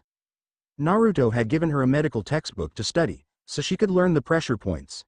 She had pored over that quickly, although she had yet to apply the knowledge in battle. All in all, Naruto could honestly say that she was now genin level. Naruto's own training had progressed somewhat further as well. While testing an idea he had for a variation of the Rasengan, the ball of compressed chakra exploded violently outwards, blowing his right hand to pieces and covering his body in burns. He absorbed one of the souls inside him, healing his wounds, but found that he felt a bit lightheaded afterwards, with a bit of a migraine. He grinned, knowing what this meant. He had gained access to a bit more of Alucard's vampiric power. He looked towards a small boulder in the clearing he was in. Following his instincts, he reached out with his mind, lifting the boulder into the air. His grin grew wider. Using his new telekinesis, he hurled the boulder away from him, testing how far he could throw it. It sailed far above the treetops, out of his line of sight. He had trained with that ability, creating Yami Bunshin to throw all manner of projectiles at him, attempting to stop them with his mind. He found he could not stop jutsu, however, or weapons charged with chakra. He frowned. He was glad that he was getting stronger, but he liked a little challenge in his battles, something he was having trouble finding lately. He took great pleasure in his spars with Kyuubi, since she always provided a challenge for him. Aside from those things, he had taken the time to become more familiar with the dragons. He learned the different types of dragons, their abilities, and he knew at least half of the dragon clan by name now. He had become very popular with them, since he had taken the time to get to know them, unlike some summoners they had had in the past, who just used them for battle. Naruto had also caught Tazuna's grandson Inari following him around several times, giving him strange looks. Naruto growled as he thought about the first time Inari had spoken to any of Team 7. Flashback. Team 7 was sitting with Tazuna's family, eating dinner, when suddenly, Inari threw down his silverware, shouting, "I can't take it anymore. Why do you all train so hard? Gato's just going to kill you. You can't stand up to him. Everybody who does gets killed." Naruto looked at the boy with a glare. "There is nothing that Gato can do to us. All he is a coward hiding behind his money and his thugs. Make no mistake. I will kill Gato. He will pay for his sins. You may have had a difficult life, but that does not give you the right to judge us, or anyone else for that matter." Inari just stood up and shouted, "What do you know about having a difficult life? You've lived in a big village your whole life, safe and happy. You know nothing of pain." The room suddenly began to feel very cold. The lights began to dim and the shadows began to swirl around Naruto's form. Naruto spoke in a demonic voice. "I know nothing of pain? Up until 4 years ago, my life was nothing but pain. Unless you count 381 attempted assassinations by the age of 4, safe and happy, or perhaps, the constant beatings, insults, stealing and destroying what little possessions I had. Do you think those made me feel safe and happy, do you? Inari frantically shook his head, eyes wide while he tried to cower in his chair. Naruto stormed out of the house, wreaking a path of destruction through the forest for the rest of the night. Flashback end. Naruto brought his mind back to the present moment, finding himself outside of Zabuza and Haku's hideout. Tomorrow was the day Tezuna's bridge was due to be completed, and he wanted to go over the plan for tomorrow. Basically, Team 7 would show up at the bridge, Haku and Zabuza would be waiting there, and then presumably Gato would show up to betray them, most likely with an army of mercenaries. They would then kill the mercenaries and Gato, and everybody would go home happy. Naruto knocked on the door before pushing it open and entering. Zabuza and Haku were each maintaining a ball of shadows in their hands, while Ceres observed. When Ceres saw Naruto, she stood and bowed. "My lord." These two have made much progress in their abilities. They have both mastered shadow manipulation, and have gotten used to their new bodies. Naruto nodded at her, saying, "Good job, Ceres. You are dismissed." Ceres bowed once more before vanishing into the shadows. Haku looked at the place where she vanished. "Who was she?" he asked. "She didn't really say anything to us except during training." "Ceres is my second in command in charge of the vampires. She and Alucard were close, and she has been a bit distant since he died, or so I'm told. Her counterpart, Uriel, is my second in command of the angels. It's the same way for her, too. Uriel was very loyal to Abaddon, and was upset by his death," Naruto explained. Haku asked, "How close were Ceres and Alucard?" Naruto replied, "She was his wife. Anyways, I came here to go over the plan for tomorrow." He relayed the plan to Zabuza and Haku, who both agreed to it. Finishing that, he left, telling them he'd see them tomorrow. He jumped into the air, flying back to Tezuna's house. He saw Aizen flying through the air near him, and flew over. Aizen saw him, saying, "So, your team still doesn't know about those two?" Naruto smirked. "They'll find out tomorrow. Besides, I want to see the looks on their faces." The two of them landed behind Tezuna's house. Naruto went inside, Aizen shrinking down to follow him. His team was sitting down, eating dinner. Kakashi looked up at him, asking, "Where were you?" Naruto shrugged, "Training." He sat down and got a plate of food, and began to eat. The next morning, Team 7 and Tezuna went to the bridge, only to see it covered in a thick fog. Kakashi narrowed his eyes. "Stay close. I have a feeling we may run into trouble." Naruto rolled his eyes, and shouted, "Hey, Zabuza! Haku! Come on out." The two of them strolled out of the fog. "Hey, kid." Zabuza greeted with a wave. Kakashi narrowed his eyes and got into a fighting stance. "I don't know how you healed your wounds so fast, Zabuza, but coming here was a mistake." He was about to attack, but was stopped by Naruto. "It's okay, Kakashi, they're allies. They're coming back to Konoha with us." Seeing the confusion in Kakashi's eye, he explained how he had turned Zabuza and Haku, and adopted them into his clan. He explained their plan to eliminate Gato. Zabuza spoke up, "Speaking of Gato, don't you think he would send some thugs after Tezuna's family?" Naruto just smirked. "I left Aizen at the house. Anyone who comes after them is gonna get a nasty surprise." Tezuna's house. Two of Gato's thugs, Waraji and Zori, were walking up to Tezuna's house. They had been ordered to capture Tezuna's daughter. They were about to knock on the door, when they were suddenly covered by a large shadow. They turned around, and promptly lost control of their bowels. Tsunami was sitting in the house, when suddenly, she heard screams coming from outside. She rushed out the door, only to see Aizen snoozing in the sun. She walked back inside, shaking her head and muttering to herself, "I must be hearing things." She didn't see Aizen's satisfied grin. At the bridge, the ninja suddenly heard a voice from the end of the bridge. "So, Zabuza, it looks as though you've betrayed me. That's okay, I was never planning to pay you anyway." The ninja turned to see Gato standing at the end of the bridge, behind a small army of mercenaries. There must have been over 300 of them. Gato smirked. "Prepare to be eliminated. Kill them all." Shadows began to swirl around Naruto. His voice became demonic as he said, "I will." He leapt high into the air, soaring upwards. He called out, "Kaden." Sozin's comet, and began to fall back to Earth. As he did, his form was covered in flames, until in his place was a gigantic fireball. The fireball fell towards the group of mercenaries, landing right in the middle of them. The ones near the center of the blast were incinerated instantly. The shockwave traveled out for hundreds of feet, knocking all those present off their feet and burning others close by. The only people far enough away from the blast to avoid serious injury were Tazuna, Team 7, Gato, and a few lucky mercenaries. To everybody's amazement, and Tazuna's relief, the bridge was not destroyed at all, only covered in scorch marks. Gato got to his feet shakily, and nearly wet himself as he saw Naruto walking towards him, sword in hand.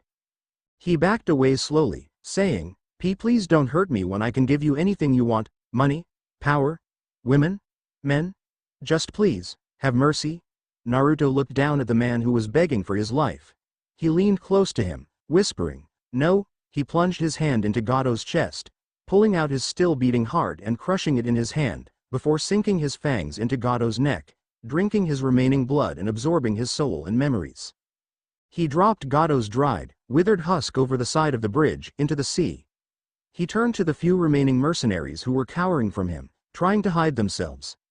I am sparing your lives for one reason and one reason only. To spread word of what happened here. I want the whole world to know. I am Uzumaki Naruto, the Half-Night King. Now leave. The frightened mercs ran away as fast as their legs would carry them, weapons lying forgotten on the bridge. Naruto walked back to his group, who had been watching the slaughter from a distance. As he walked up, Kakashi said, You've never heard of overkill, have you? Naruto grinned. I don't believe in overkill. I call it makin' damn sure. Zabuza snickered. Kakashi looked back at the bridge, asking, How the hell did you manage not to damage the bridge with that attack? Seems like it should have been blown to pieces. Naruto replied, The nature of fire is to consume and destroy. Thus, to force fire to not destroy is to truly master the element. Zabuza looked at him funny. The hell does that mean? Naruto rolled his eyes, before walking over to a nearby bush and plucking a leaf off of it. Suddenly, the leaf burst into flames, burning hot. After a minute, Naruto extinguished the flame, showing that the leaf had not been burned at all. This is an exercise I learned a while back. The trick is to not allow the fire to burn the leaf. And trust me, it is as hard as it sounds. Took me damn near half a year to get it down. Tazuna said, I don't give a crap how you did it, I'm just glad you didn't destroy my bridge. Naruto nodded his head, agreed. Seeing as Tazuna's workers were nowhere to be found, Naruto created 100 Yami Bunshin, who under Tazuna's instruction quickly managed to finish the bridge over the next 2 hours. The ninja returned to Tazuna's house one last time to collect their gear, and soon Team 7, along with Zabuza, Haku, and Kyuubi, who had been snoozing on the couch, were back at the bridge, where the entire town had come to see them off. From where Tazuna was standing with his family, Inari walked forwards and stood before Naruto. He looked at Naruto and said, I'm sorry for those things I said. I had no idea what a hard life you'd had. Thank you for killing Gato, and saving our country. Naruto smiled, and patted the kid on the shoulder. No problem, Inari.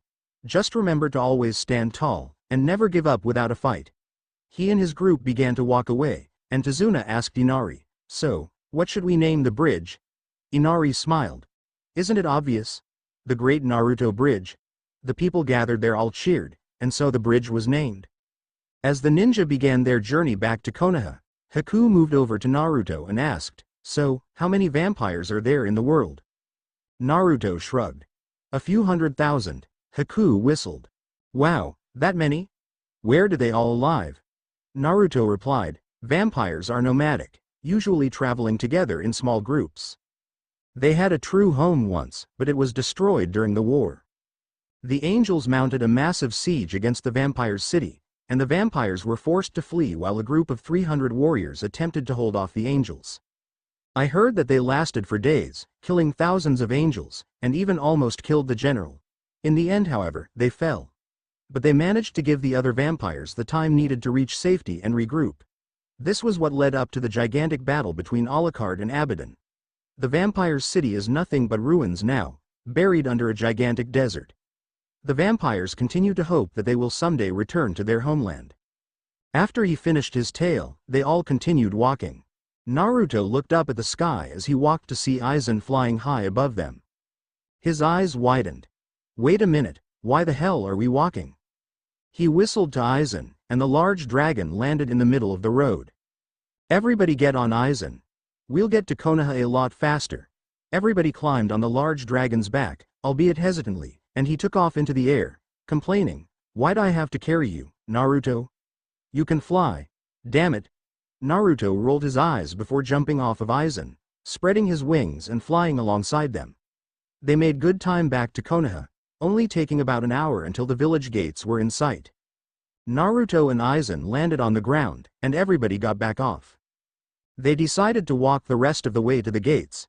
As they approached, Zabuza asked Naruto, "So why do you keep calling yourself the Half-Night King?" Naruto answered, "Well, when Alucard was alive, he was known as the No-Life King. Well, technically he was undead, but that's not the point. Anyway, that's what the vampires and the angels call me, and I thought it was cool, so I stuck with it. It's a name I want people to remember." They approached the gate, and were waved through when Kakashi showed the mission scroll to the guards. Naruto waved to them as he passed through, them being friends of his. Izumo and Kotetsu were two Chunin who he had often planned pranks with when he was younger. They could usually be found guarding the gates of the village. Aizen grinned at them as he passed, though on him it didn't look very friendly. Once they were in the village, the group continued on to the Hokage Tower, and were led into Sarutobi's office. He looked up from his paperwork and smiled at them, though he looked at Zabuza cautiously. "Welcome back from your mission, everyone. Though it seems we have some guests." He indicated to Zabuza, Haku, and Kyuubi. After Kakashi gave a report about the mission, he was asked to leave, along with Sakura and Sasuke. Sasuke said, "Why should I have to leave if the Dobi gets to stay? Anything important enough to tell to him should be said to me." They looked at him coldly. "Uchiha, your mouth is going to get you into a lot of trouble one day. I suggest you silence it. Now, get over your delusions of entitlement and leave my office." Sasuke glared at Naruto, before turning and storming out of the office. Sarutobi looked back to Naruto. "Now then, I was hoping you could tell me why a Kirigakure nuke nin is in my office." Naruto explained, "After severely wounding Zabuza in our first encounter, I found his hideout in the forest and offered to heal his wounds, on the condition that he would join us and return to Konoha with us.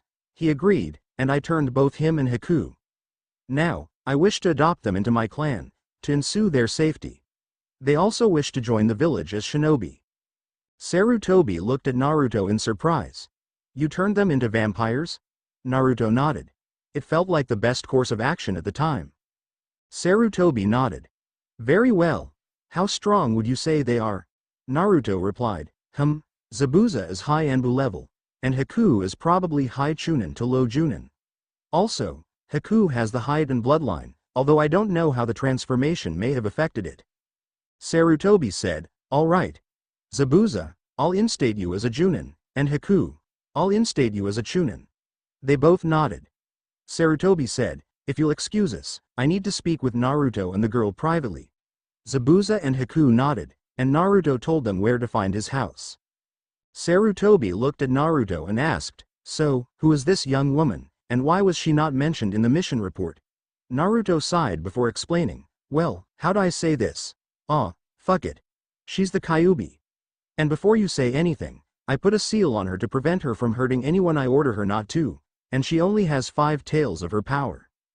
Sarutobi sat still for several minutes, before finally saying, "Kyuubi is a chick?" Naruto burst into laughter while Kyuubi just glared. Sarutobi sighed before asking, "How did this happen?" Naruto replied, "Well, I used an angelic seal to create a flesh and blood body for Q, and—" Sarutobi raised an eyebrow. "Q?" He interrupted. Naruto just rolled his eyes. "And then I transferred her consciousness and power into it, losing 4 tails in the process." "What exactly is an angelic seal?" Sarutobi asked. Naruto answered, "Well, humans originally learned the art of sealing from angels. Except the ones made by angels are a lot more powerful, and are even capable of bending reality. As a half-angel, I can create angelic seals. They can do just about anything. All the stories about angels performing miracles were mostly just angelic seals, although before his death, The leader of the angels had the ability to use seals without inscribing them on anything, basically allowing him to bend the world to his will, to a certain extent. Since his soul is part of mine, I will eventually inherit that ability. Sarutobi nodded, puffing on his pipe. That is most impressive, Naruto. Do you have any idea when you will reach your full potential? Naruto shrugged. Hell if I know. Could be anywhere from tomorrow to 100 years for all I know. He suddenly slapped himself on the forehead. Crap, I almost forgot. I want to adopt Q into my clan. Sarutobi looked at him surprisedly. Oh? All right then, if you say so. I will make Kyuubi a member of the Namikaze clan. If you trust her, then I will trust your judgment. Uzumaki Namikaze. I've decided to join the two clans together. After all, I am the heir of both clans. Naruto said. Sarutobi nodded, filling out the paperwork to make Zabuza, Haku, and Kyuubi members of the Uzumaki Namikaze clan.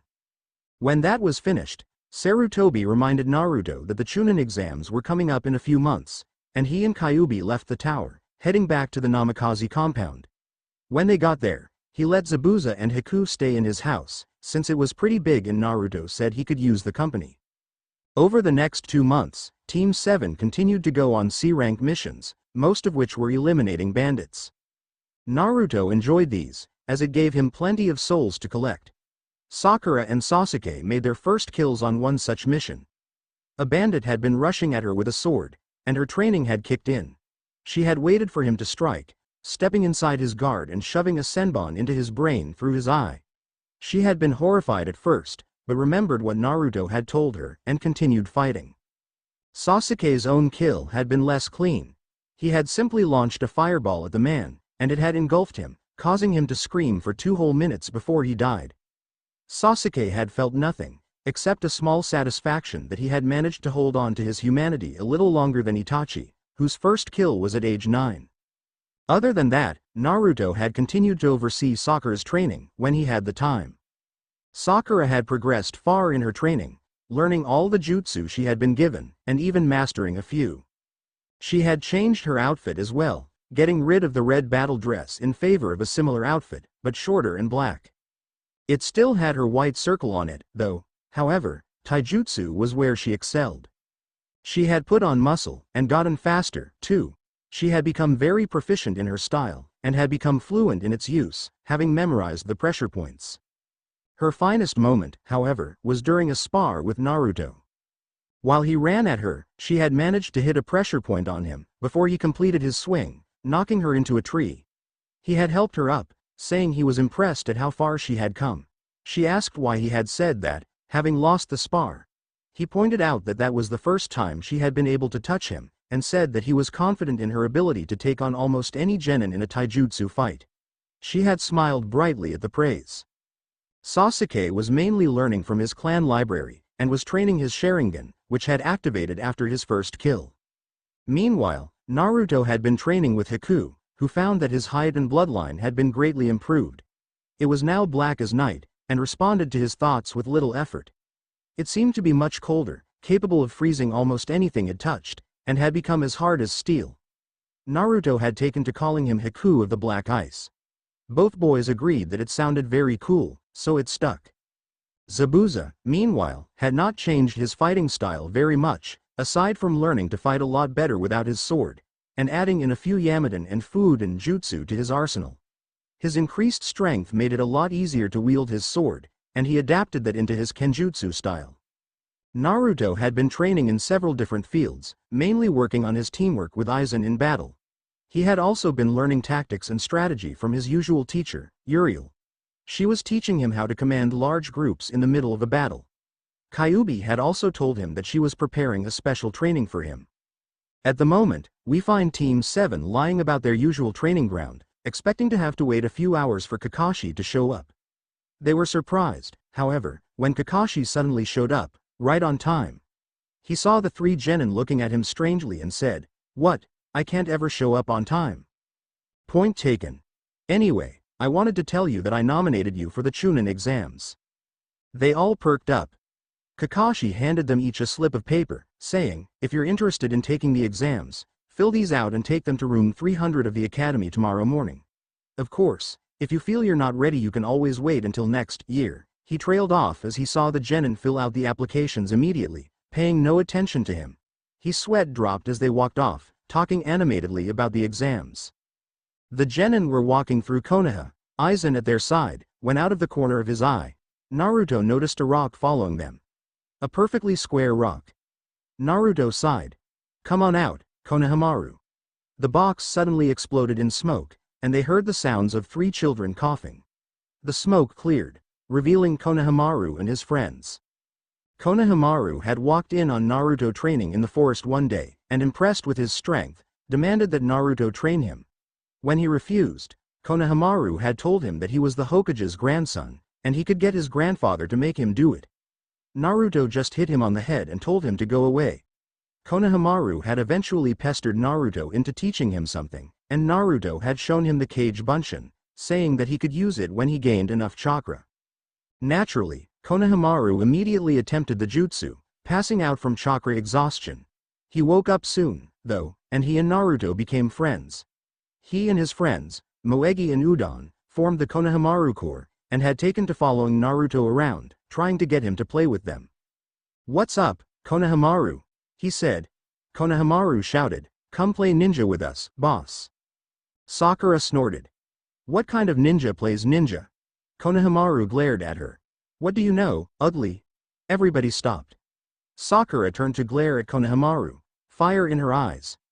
Naruto leaned down to him, whispering, Konohamaru, I've been training her, so I would advise you run, now. The 3 children took of running, rounding a corner with Sakura in pursuit. Suddenly, Konohamaru slammed into a large figure, falling to the ground. The figure, a large boy in a black bodysuit, picked Konohamaru up by his shirt, shouting, watch where you're going, punk. That hurt. I ought to teach you a lesson. Another person there, a girl with blonde hair in 4 ponytails, said, Kankuro, put the kid down. Gaara's going to get mad at you. The one called Kankuro said, yeah, this will only take a minute. He reared his fist back to punch Konohamaru, but was stopped by a sword at his throat.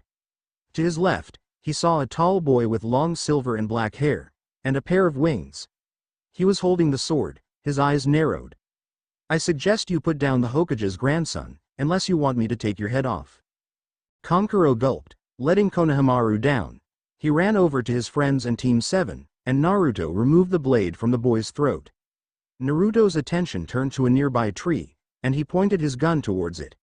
You, in the tree. Why don't you come out here where we can see you? Suddenly, a boy with red hair, black marks around his eyes, and a large gourd on his back appeared next to the other 2 in a swirl of sand. Everybody's eyes widened, as they hadn't even noticed him there.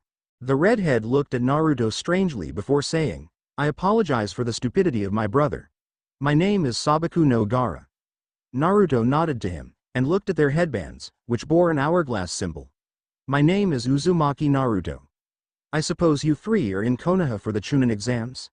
He asked. Gaara nodded. That is correct. Now, if you will excuse us, we must be going. I look forward to meeting you in the exam, Uzumaki Naruto. The Suna team turned to leave.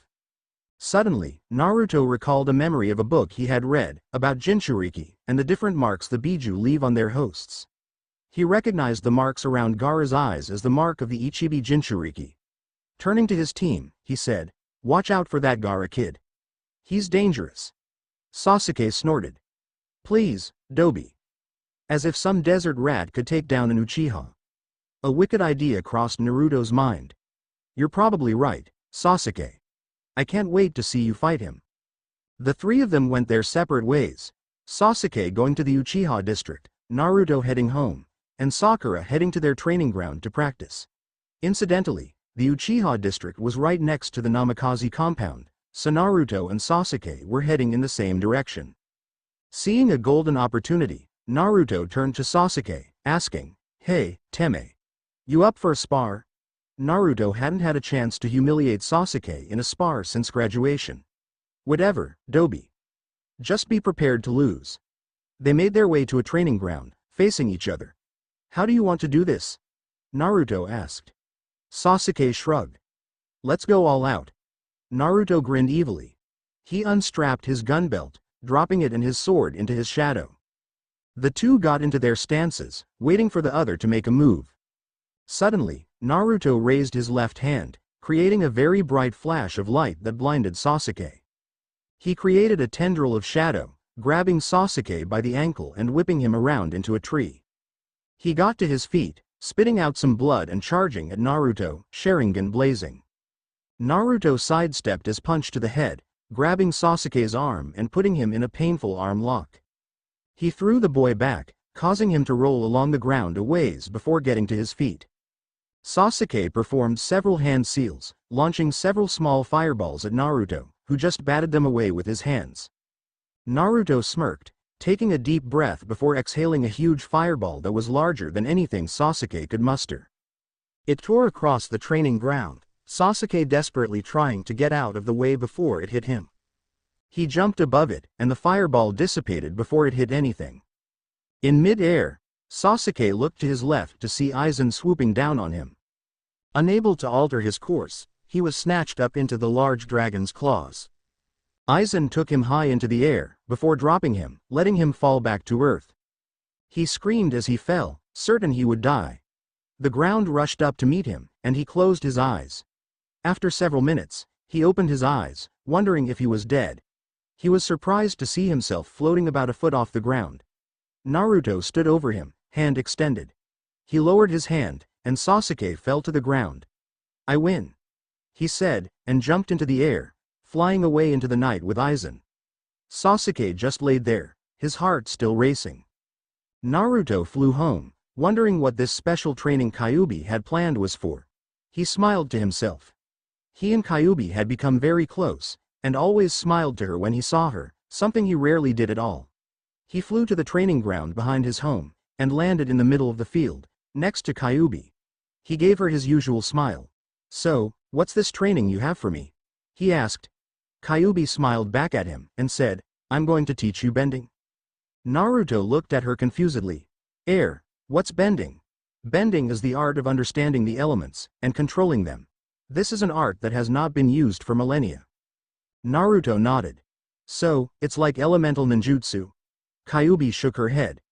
"No, it's completely different. Elemental ninjutsu just takes your chakra and forces it to emulate a particular element. Bending, however, takes that element and allows you to control it in its natural form, through understanding its nature, and imposing your own willpower upon it." "Okay, I think I understand. How'd I do it?" Kyuubi laughed. "You already can, dumbass. Due to your angelic, as well as vampiric heritage, you have an innate understanding of light and darkness. The same is true for wind and fire, to a lesser extent. You have been controlling these elements with sheer willpower for years." Naruto looked surprised. "Really?" Kyuubi nodded. "Yes. Now, what I wanted to teach you is how to control lightning. Lightning is really only an extension of fire, but it is also its opposite. Whereas fire is fueled by passion and strong emotions, lightning requires a calm and clear mind, as well as focus. If you aren't completely in control of yourself when you use it, it will destroy you. Since you are an accomplished firebender, even if you didn't know it, you are ready to learn to create lightning. Now, watch me do it, and then you try." Kyuubi faced a tree, before closing her eyes and taking a deep breath. She focused for several moments before pointing suddenly at a nearby tree, lightning shooting out her fingertips and utterly destroying the tree, as well as the ground around it. Naruto gaped at the display of power. "Now, you try," Kyuubi said. Naruto nodded, and closed his eyes. He took a deep breath, and released it. He cleared his mind, focusing only on his current task. As he focused, he could feel the electricity building inside his body. His body hummed with power, so much that he could feel it in his teeth. He directed it through his body, and just as he was about to release it, a sudden image of Kyuubi popped into his mind, ruining his concentration. Out of control, the lightning shot painfully out of his body, shooting wildly into the sky. He fell on the ground, and lay there panting for several moments before he opened his eyes, seeing Kyuubi leaning over him, a worried look on her face. Naruto blushed from the proximity. "What the hell happened?" Kyuubi asked. Naruto looked away, trying to hide his blush. "I lost my concentration." "How? You were doing fine right up until the end." Naruto sighed to himself. He knew that he had feelings for Kyuubi, but he didn't want to ruin his friendship with her. If she didn't feel the same way, it would make the rest of eternity very awkward. His usual spirit, he decided to just fuck it and dive right in. Q, I like you. A lot. As in, I want to be more than friends. Kyuubi looked shocked. She was silent for several moments. Just as Naruto was about to apologize, Kyuubi's face lit upon with a huge grin and she tackled Naruto in a hug. I feel the same way. Now Naruto was surprised. You do? How long have you felt like that? Kyuubi blushed, looking down. Well, I've been interested in you since we first met, really. When you stood up to me like you did, I was shocked. Since then, we've been getting closer and closer, and I realized how much I really cared about you. Naruto smiled. The two of them leaned close to each other, and they kissed. It was short, and only lasted a second, but it was incredibly meaningful for both of them. Feeling invigorated, Naruto stood, closing his eyes. He took a deep breath, pointing towards the sky as he released it, a huge blast of lightning shooting from his fingers with a deafening roar. He smiled, and laid back down on the grass, and Kyuubi rested his heads on his chest. The two of them laid there for the rest of the night, talking and staring at the stars. Take calculated risks. That is quite different from being rash. Naruto had left his house with Aizen, bidding Kyuubi farewell, and had met up with his team in front of the academy. They made their way inside, Aizen shrinking down, and walked up a few flights of stairs before noticing a group of genin in front of a door with a sign above it that said 300, blocked by two others.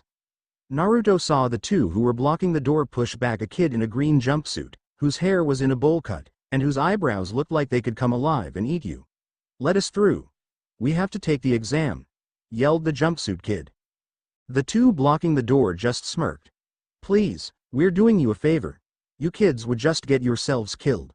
One of them said. Naruto recognized the two as Izumo and Katetsu, in disguise. Naruto looked to his team. It's just a genjutsu, we're still on the second floor. Just leave it be. Naturally, Sasuke opened his mouth. Drop the genjutsu. We're obviously still on the second floor. Everybody turned to look at him, and the sign above the door changed to show that they were indeed still on the second floor. Izumo, still in disguise, smirked. So, you saw through it? That's too bad. Now you'll probably just end up dying. Save yourself the trouble and quit now. He kicked at Sasuke, who prepared to kick back. Suddenly, the jumpsuit-wearing boy from before was in between them, blocking their kicks with his hands. His teammates, a boy with long hair and pale eyes, a Hyuga, Naruto noted, and a girl in a pink Chinese-style shirt with two buns in her hair, came up to the boy, the girl shouting, Lee, what are you doing? It was your idea to hide our strength, the boy called. Lee looked sheepish. Sorry, Tenten. He apologized. As Team 7 began to walk away, they heard a voice from behind them. Excuse me. They turned around to see the Hyuga boy from Lee's team. What is your name? He asked, looking at Sasuke. Sasuke just smirked. It's polite to give your own name before asking someone else's. The Hyuga narrowed his eyes. You're a rookie, right? How old are you? I don't have to tell you anything, Sasuke replied. Lee came up behind his teammate and looking at Sakura, gave a thumbs up while saying, Hey there, my name is Rock Lee. Will you be my girlfriend? I'll protect you with my life. Sakura looked creeped out and said, No thank you, please go away. Lee's female teammate looked past Sasuke and saw Naruto leaning against a wall. She saw his sword and rushed over, hearts in her eyes. Hi, she greeted. Are you a kenjutsu user? She asked. Naruto shrugged. Among other things. I use a sword, but I don't rely on it. The girl nodded. Oh, that's smart. My name's Higurashi Tenten. What's yours? Uzumaki Naruto. Naruto replied. Tenten asked, So, does your sword have any special qualities or anything? Naruto nodded. Yeah. Watch this. He transformed his sword into its Zanbatsu state, and Tenten's eyes grew huge. Oh my god. Can I hold it, please? She begged. Naruto offered her the handle, and she accepted it. However, as soon as it left Naruto's hands it fell straight to the ground, and Tenten was unable to budge it. Holy shit, she exclaimed. This thing must weigh a fucking ton. How can you possibly lift this thing? It's inhuman. Naruto began laughing that. Tenten glared. What's so funny? She asked. I'm sorry, it's just that I'm not human, so your comment struck me as funny, he said as he stopped laughing. You're not human? She asked quietly, her eyes wide. Naruto shook his head. No, I'm not. I'm half angel, half vampire. Why does it matter? Well, it just seems strange, I guess. That explains the wings, though, Tenten replied. He said goodbye to her, and his team continued to another area, when they heard yet another voice behind them. Wait. They turned to see Lee, looking at Sasuke. Uchiha Sasuke. I want to fight you. Sasuke smirked. So, even knowing who I am, you still want to fight me? Very well. Lee walked towards Sasuke, saying, I feel I should warn you, I am the strongest genin in Konoha. Naruto snorted. That's a lie. Lee looked at him. Who are you? He asked politely. Naruto smirked. Someone who knows the value of hard work, unlike this prick of an Uchiha behind me. And just for the record, I'm the strongest genin. Lee grinned as well.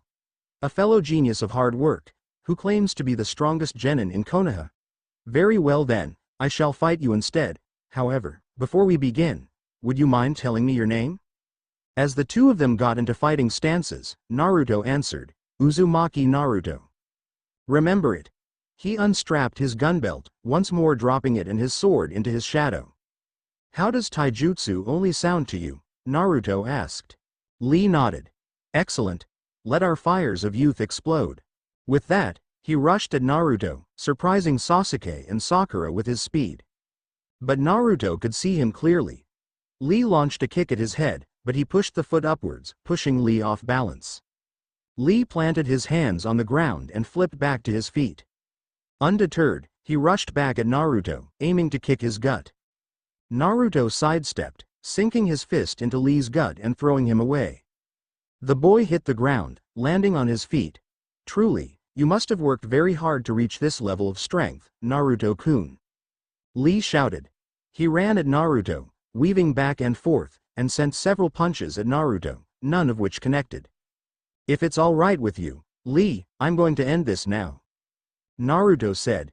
He caught Lee by the wrist, kicking him rapidly in the gut several times, before spinning him around and throwing him into a wall. Lee slammed into the wall upside down, leaving a crater. He fell to the ground, struggling to get up. Finally, he fell back to the ground. He saw a shadow over him, and looked up to see Naruto, hand extended with a friendly grin. Lee grinned back, taking Naruto's hand and pulling himself to his feet. He gave Naruto a thumbs up. Thank you for the match, Naruto-kun. You are truly the strongest genin in Konoha. My pleasure, Lee. We should train together sometime. Naruto replied. Lee nodded, and they went their separate ways. Naruto retrieved his sword and gun, and Team 7 walked up to the third floor. As they were about to enter the door, Kakashi appeared in front of them in a puff of smoke. He smiled, saying, I'm glad you all decided to enter. Otherwise, none of you would have made it past this point. Sakura spoke up, Sensei, we already know that this was a team test. Naruto told us. Kakashi face faulted. He glared at Naruto. You never let me have any fun. Naruto shrugged. He regained his smile. Anyways, good luck on the exam. He disappeared. Team 7 entered the room, and were met by well over 100 genin from different villages, all glaring at them as they entered, and sending waves of killing intent at them. Sakura and Sasuke shrugged it off easily, having felt much worse from Naruto. Naruto just rolled his eyes, blasting his own massive killing intent back at them. The genin's eyes grew wide, and they all looked away quickly. Suddenly, they heard a voice from behind them. So, you guys entered the exam, too? They turned around to see Kiba, with Shino and Hinata following him. He grinned. Damn, Naruto. That was some wicked killing intent, man. Kiba and Naruto greeted each other with a friendly pat on the back, Akamaru sniffing Aizen warily. Suddenly, from behind them, they heard, Sasuke-kun. I missed you. Sasuke was suddenly glomped from behind by Ino. Sakura yelled, Get off him, you pig. Ino yelled back, Make me, forehead. The rest of Ino's team soon followed. Geez, will you girls stop being so troublesome? Shikamaru said while Choji munched on a bag of chips. Kiba grinned. Looks like the rookie 9 is all here. Hey, you guys must be the rookies, right? They turned to see a boy with glasses and silver hair walking up to them. Who are you? Ino asked. I'm Yukushi Kabuto. I have something that could help you guys out in the exam. Sasuke raised an eyebrow. Why would you want to help us? Kabuto smiled. Call it sportsmanship. This is your guy's first time taking the exam, so you might not be aware of how difficult it is. I have some information that could help even the odds. He pulled out a stack of cards from a pouch on his hip. These are ninja information cards. They're full of information on the Chunin exams that I've collected. Kabuto-san, is this your second time taking the exam? Sakura asked. Kabuto shook his head. No, I've taken the exam twice a year for 4 years, so this would be my 7th time. However, that means that I've had plenty of time to compile this information. It also means you suck. Kiba added. Kabuto rubbed the back of his head sheepishly. Well, yeah. However, I plan to give it my all this year. Sasuke asked. So, how do these cards work? I just channel chakra into them, and the information appears. Watch. He took a card off of the stack, and placed it on the floor. He channeled his chakra into it, and it began spinning. After a moment, it stopped, and a 3D image appeared out of the card. This shows what villages are participating, and how many genin have been sent from each village. Let's see. 30 from Aim, 12 from Kusa, 90 from Konoha, 27 from Suna, 21 from Kumo, and only 3 from Ado. But that's to be expected, as they're a relatively new village, and not very well known. Do you have information on individuals? Sasuke asked. Kabuto nodded. Yeah, pretty much everybody. Have someone in mind? Rock Lee, Sabaku no Gaara, and Uzumaki Naruto. Oh, you know their names? That's less fun. He took a card off the stack. Okay, first we have Rock Lee. He's a year older than you, and his teammates are Hyuga Neji and Higurashi Tenten, and his sensei is Maeda Guy. That's odd. He has 0 skill in ninjutsu and genjutsu, but his taijutsu is off the charts. He's completed 30 D ranks and 28 C ranks. Kabuto picked up another card. Sabaku no Gaara. His teammates are his brother and sister, Kabuto and Tamari, and his sensei is Baki. He's very skilled in ninjutsu, but weak in gen and taijutsu. He's completed 8 D ranks, 34 C ranks, and surprisingly, a B rank. Genin aren't usually allowed to take B ranks. And it says here that he's come back from every mission without a scratch. I'd hate to fight him. He picked up a third card, and finally, Uzumaki Naruto. Let's see, teammates are Haruno Sakura and Uchiha Sasuke, and his sensei is Hitaki Kakashi. That's odd, there is no record of his skills. Well, anyway, he's been on 30 D ranks, 49 C ranks, an A rank, and, what's this? An S rank. That's amazing. The group looked at Naruto in amazement, except for his team, who were confused. Wait a minute, we never did an S rank. Sakura said. Naruto shrugged. I did one on my own. It was before graduation. Kabuto picked up his cards and said, well, I hope that helps you out. I gotta get back to my team. He turned to leave, and the rookies began to chat amongst themselves. Suddenly, Kabuto felt a tap on his shoulder. He turned to see Naruto. Could I have a word with you in private? Naruto asked. Kabuto nodded, and they went to an empty corner of the room. How can I help you, Naruto-kun? Kabuto asked cheerfully. Naruto glared. Cut the crap, Yakushi. There's no way a genin could get access to that kind of information, especially on foreigners. Just know, if I find that you're up to something, I will personally tear your arms off and shove them up your ass. Naruto turned and walked away, leaving Kabuto slightly worried. I'll have to be careful around him, he's too smart. As Naruto rejoined the rookies, a puff of smoke obscured the front of the room before revealing a large man with scars on his face, wearing a bandana and flanked by several other proctors. Oh! Shut the hell up and sit down! The big guy yelled. Naruto raised an eyebrow. Ibiki. This should be interesting, he thought to himself. Once everybody had taken a seat, the proctor said, My name is Morino Ibiki, and I am the proctor for the first part of the Chunin selection exam. The first part of the exam is a written test. At this, many people groaned throughout the room. Quiet. Now, I'm going to explain the rules. Keep your mouths shut and don't ask any questions. For those of you who are too stupid to remember, I'll write them on the chalkboard. First, you start the test with 10 points. There are 10 questions. For each question you get wrong, you lose 1 point. If one person on your team loses all their points, your entire team fails. Hey! That's not fair! Shouted a genin. Ibiki growled. I told you to keep your mouths shut. Now, if you were caught cheating, you lose 2 points. If you were caught cheating 5 times, you and your team fail. We will now pass out the tests. The tests were distributed to the genin, and Ibiki said, you have 1 hour to complete this test. The 10th question will be given 45 minutes into the test. Begin. The genin flipped over their tests, and began reading over them. Naruto looked at his test, scanning over it. These questions are obviously too advanced for a genin. He thought to himself. With the points system, and these advanced questions, it's almost like they want us to, They want us to cheat. Oh well, I don't need to cheat anyway.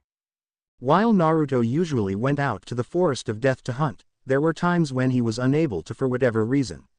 So instead, he would drink blood packs from the hospital. Since the primary blood donors in Konoha were shinobi, Naruto was able to gain their memories and a lot of knowledge from the blood packs. He searched through the memories he had absorbed, picking out the answers to the test questions. Finishing, he decided to observe the other genin. He saw that others had come to the same conclusion he had, and were now cheating. Sasuke was using his Sharingan to copy the movements of the person in front of him. Kiba was having Akamaru look around the room and bark the answers to him. Hinata was using her Byakugan, judging from the veins around her eyes. Though he couldn't see any, he knew that Shino was having his insects give him the answers. Ino had used her family's Shintenshin no Jutsu to enter Sakura's mind, and had taken the answers and given them to her teammates the same way. Neji was using his Byakugan as well, and Tenten was using mirrors on the ceiling, controlled by a string, to gather answers, and send them to Lee. Gaara was using a third eye made from sand to gather answers, and Kankuro was using a puppet disguised as an examiner to give the answer he had collected to Temari. Naruto snickered to himself. How can they not notice an extra examiner? Apparently, Sakura was the only one besides Naruto who didn't have to cheat. Naruto found that very amusing. Naruto noticed that Ibiki had been leaking a small amount of killing intent into the room, increasing the tension.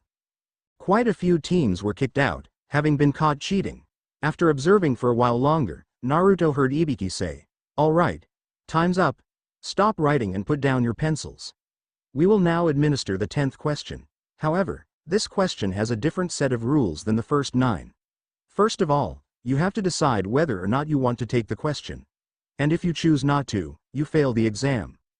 Temari shouted, "Well, that's stupid. Why wouldn't we take it?" Ibiki smirked. "Because, if you choose to take the question and fail, you will never be able to take the Chunin exam again." This brought cries of outrage from the genin.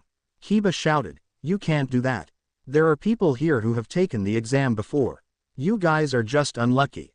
I wasn't the proctor then. So, what's it going to be? Will you decline, and try again later? Or will you risk everything and accept the question?" Several people raised their hands, and they and their teams left. Naruto watched this all with growing amusement. Honestly, how stupid are these people? Finally unable to contain himself, he burst out laughing. Ibiki glared at him. "What's so funny, brat?" Naruto's laughter died down, and he replied, "Forgive me, but I couldn't help but laugh at how gullible people are.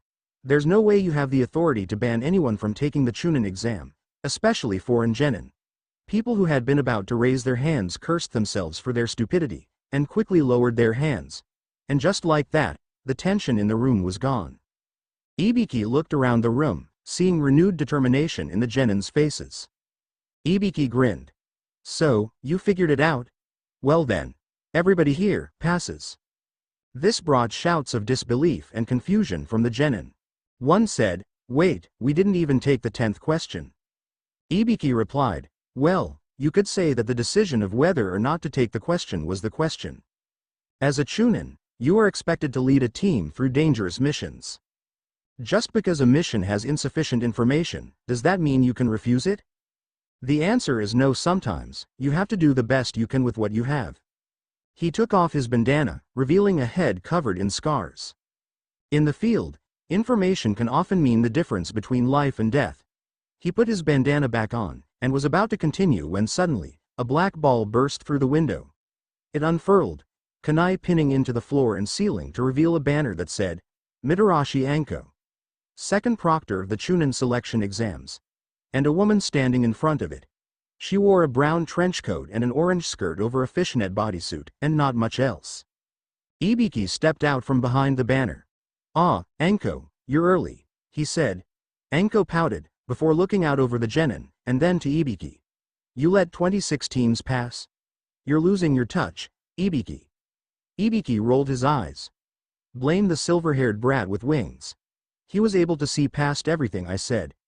Anko looked at Naruto, and raised an eyebrow. "Why does he have?" Ibiki shook his head. "I don't know, Anko. I don't know." Anko shrugged. "Well anyway, follow me to the second part of the exam at Training Ground 44. She dove back out the window. The genin all hurried to follow her, Sasuke and Sakura making their way over to Naruto. He looked to them. "You two go on, I need to speak to the proctor." They left with the other genin. Once everybody else had left, Naruto walked up to Ibiki, who was collecting tests. He turned around. "What do you want, Gaki?" he growled. Naruto answered, "I want to speak to you about a suspicious genin. His name is Yakushi Kabuto.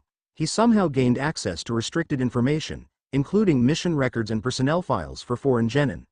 I think he might be a spy of some sort." Ibiki raised an eyebrow. "Kid, if what you're saying is true, this kid is almost definitely a spy. Thanks for the tip. We'll keep an eye on him." Naruto nodded, exiting the room via the window and flying towards Training Ground 44. "Huh," Ibiki said to himself. "I guess those wings aren't for show." As the genin waited in front of Training Ground 44, which was a massive forest, Sasuke and Sakura were wondering where Naruto was, when he suddenly fell right in front of them, landing in a crouch. Sakura glared. "Geez, Naruto, you almost landed right on top of us." Naruto just grinned, and they heard the proctor say, "All right brats. Listen up. This is Training Ground 44, also known as the Forest of Death." Naruto snorted. "If you're trying to scare us, it isn't gonna work. I've been coming here almost every day for 4 years." Anko smirked at him. "You know, cocky brats like you are often the first to die." Suddenly, a kunai flew out of her sleeve, towards Naruto. Naruto just tilted his head to the side and the kunai was embedded in his forehead. Sakura screamed, and so did several other genin. Anko just stood there with a look of shock on her face. "Oh, what have I done?" she thought to herself. "Hokage-sama will kill me." Naruto just stood there, eyes closed, and the kunai in his forehead. Suddenly, his hand rose, and he yanked the kunai from his forehead. Everybody watched in horror and fascination as the wound in his head quickly closed up. Anko watched in fear as Naruto slowly walked towards her, kunai in hand. She nearly jumped as he held the kunai out to her. "I think you dropped this," he said calmly. She reached her hand out, and accepted the kunai. He turned and walked back to his team, who, along with the rest of the genin, were looking at him with a mixture of fear and awe. Meanwhile, one Kusa Kunoichi was looking at Naruto in wonder. "He's perfect. I simply must have him. Kukuku, Uzumaki Naruto will be mine." Anko tried to clear her head, continuing on as best as she could. "Anyway, this is where we will be holding the second part of the exam. It's a survival exam. There are 2 sets of scrolls, Earth and Heaven. Each team will be given 1 scroll. The objective of this test is to collect the other scroll, and reach the tower in the center of the forest within 5 days. You may not look inside the scrolls. If you do, your team fails. Now, I have something for you to sign." Several Chunin passed out papers to each of the genin. "This is a death waiver. You have to sign it, so that Konoha will not be responsible for your deaths." This seemed to break the genin out of their collective shock. "Wait, deaths? You mean people are going to die in this exam?" one of them asked.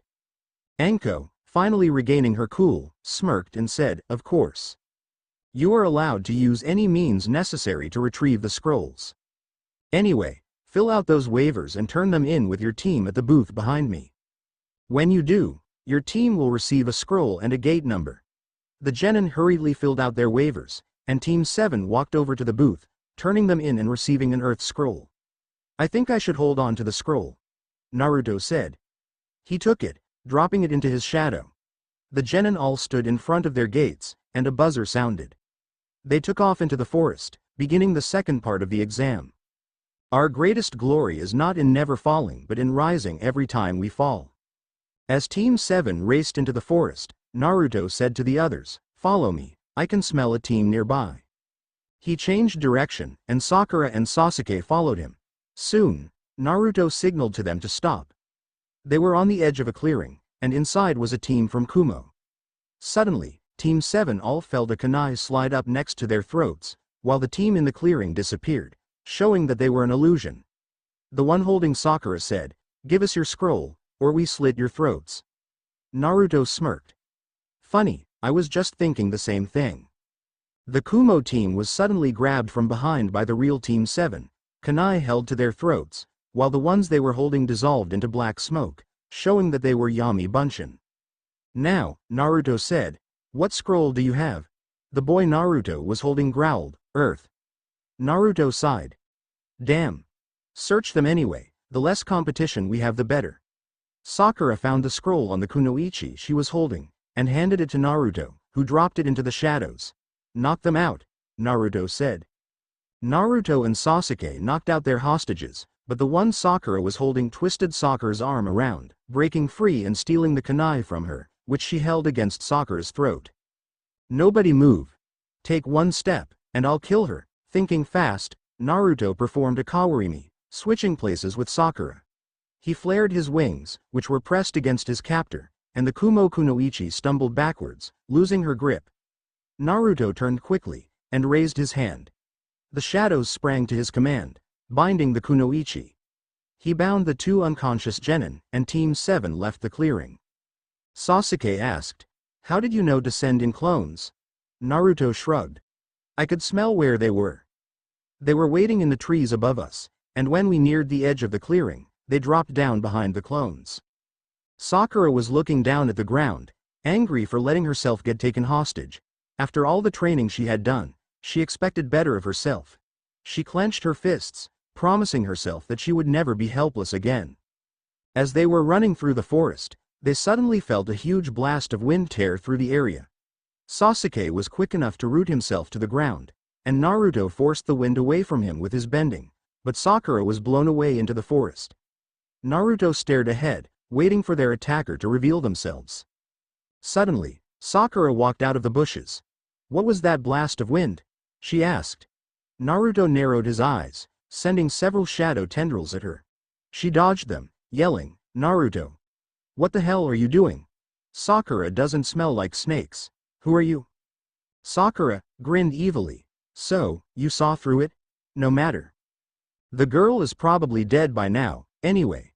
Naruto and Sasuke glared at this mysterious person. "Who the hell are you?" Their attacker dropped her henge, revealing herself to be Akusa Kunoichi. She pulled out a heaven scroll, showing it to Naruto and Sasuke.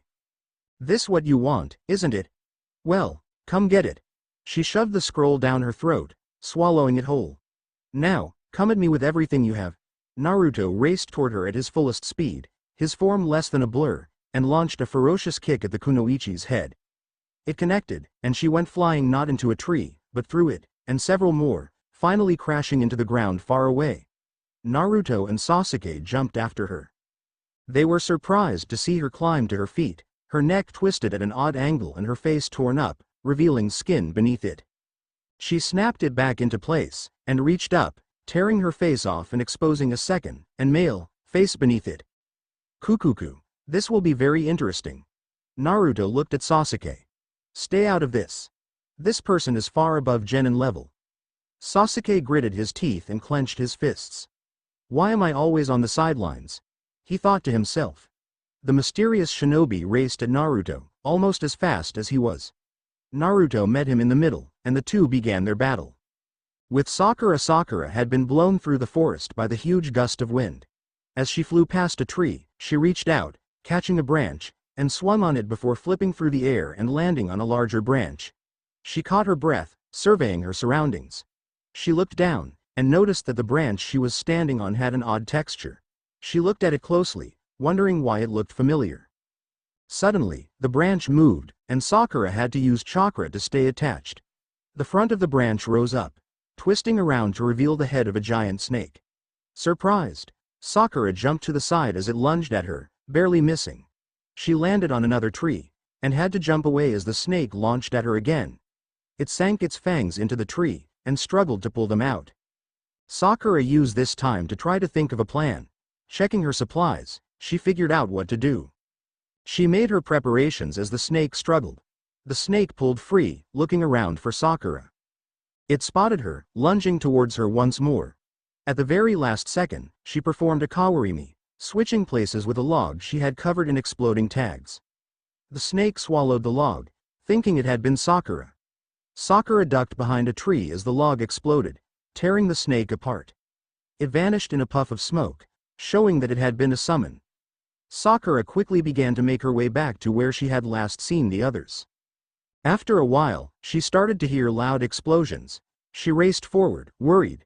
She came upon Naruto, fighting wildly against another genin, while Sasuke and Aizen watched from the sidelines. She ran up to him. "Sasuke-kun. What's happening?" Sasuke continued watching the battle.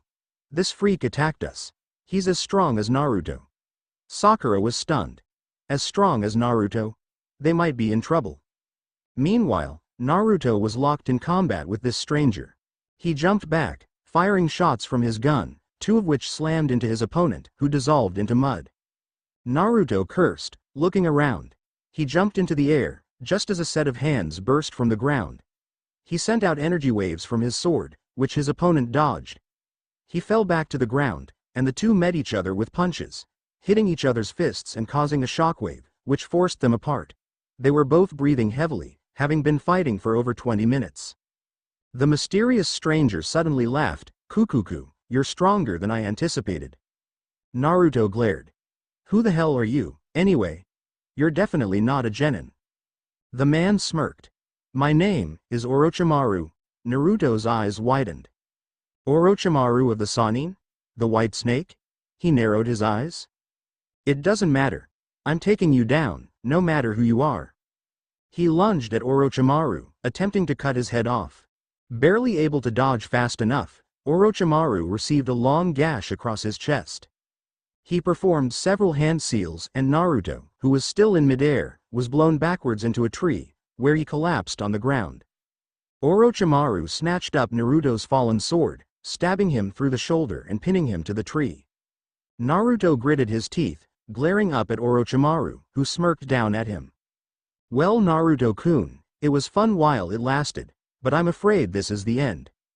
He opened his mouth, a snake slithering out, and it vomited out a sword, which Orochimaru grabbed. He raised it above his head intending to finish Naruto. He brought the blade down, and suddenly Naruto began to glow brightly. "I'm not finished yet," he roared. He grabbed his sword by the blade, yanking it out of his shoulder, and swept it upwards, knocking Orochimaru's blade away, and slashed back down, cutting across Orochimaru's chest again, leaving two gashes in the shape of an X, and finally, plunged his sword through Orochimaru's gut, the blade bursting out his back. Orochimaru's eyes widened, and he vomited a little blood. His eyes grew hard as he thought to himself, "Damn. If I'm to have any hope of survival, I have to escape. If I can just mark him." He opened his mouth, and clamped down on Naruto's shoulder, using an unknown jutsu. Naruto screamed in pain, and Orochimaru pushed him away, pulling the sword out of his gut and dropping it, and ran at Sasuke as fast as he could, neck extending. He bit Sasuke, who passed out after screaming. Aizen shot a huge jet of fire at Orochimaru, leaving his left side badly burned. The snake Sannin shunshined away, vanishing from the clearing. After checking Sasuke, and seeing that a strange mark had appeared on his shoulder where he had been bitten, Sakura ran over to Naruto, who was unconscious, and saw that he, too, had developed a strange mark. But it was constantly changing shape, never settling. Sakura grabbed Naruto's sword, hefting Naruto on her shoulders and walking back over to Aizen. Aizen said, "Place them on my back." I'll carry them. Sakura draped the two unconscious genin over Aizen's back, and began to look for a place to make camp. Naruto's mindscape Naruto awoke on the ground, feeling sore all over. He sat up, recognizing his surroundings as the maze of hedges that was his mindscape. However, they were covered in a thick, purple sludge that seemed to be spreading. Naruto wandered the maze, seeing that the sludge got thicker the closer he got to the center. Reaching the center, Naruto saw a huge snake that seemed to be made of the purple sludge, and it had Orochimaru's face. It spoke, "Kukuku. Hello, Naruto-kun. Glad to see you've arrived." Naruto glared. "What are you, and what are you doing to my mind?" The snake hissed. "I am here to offer you power. Power like you've never felt before. And all you have to do is let it happen. Let it wash over you, lose yourself in it." Naruto rubbed his chin, seemingly considering it. "How about, number? I would sooner die than accept help from you." The snake's eyes narrowed. "I gave you a chance. Now the choice is no longer yours. You will feel my power." The snake lunged at him, Orochimaru head opening to reveal long fangs. Naruto raised his hand, and the snake stopped in midair, a foot away from his palm. "I don't think so. This is my mind. And I want you gone." Naruto placed his hand on the snake's head, and it began to glow brightly. The sludge that it was composed of began to evaporate, and soon only its head was left. "No!" The snake shouted as it vanished, and the light got brighter, sweeping through the maze and destroying all trace of the sludge. Naruto faded from his mind, waking. Meanwhile, Sakura had taken shelter underneath the roots of a giant tree, and had been keeping watch with Aizen, who was hidden in the trees. Since Aizen was there, she had managed to get some sleep in. She threw a kunai at a nearby squirrel, chasing it off. She watched as it ran off, and smirked when she saw its back. There was an exploding tag attached to it. She prepared herself to fight if needed, signaling to Aizen that there may be enemies near. Suddenly, 3 genin wearing Auto Hite 8 entered the clearing. One of them, a guy with his face wrapped up in a strange device on his arm, said, "We're here to fight Sasuke and Naruto." Sakura glared. "Well, too bad. They're both unconscious." The genin shrugged. "That doesn't matter. Our orders were to kill them." Sakura's eyes widened. "Orochimaru sent you, didn't he?" The genin nodded. "Yes. Orochimaru is our master. Now, get out of our way and you won't be harmed." Sakura took up a fighting stance. The bandaged genin sighed. "Very well. Zaku, take care of her." One of the others, a boy with spiky hair and the word death written on his shirt, grinned and walked forward. He ran towards Sakura, lifting his arms. Zankuha! A huge blast of air came from 2 holes on his palms, and tore up the ground while heading towards Sakura. She jumped to the side, barely dodging the airwave. She ran towards Zaku, dodging blasts as necessary, until she was close enough to attack him. He punched at her, but she stepped inside his guard, delivering a knee to his gut.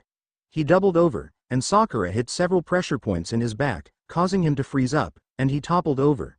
She stood over him, in her stance, while Zaku's teammates looked on in surprise. The bandaged one suddenly rushed at Sakura, swinging at her.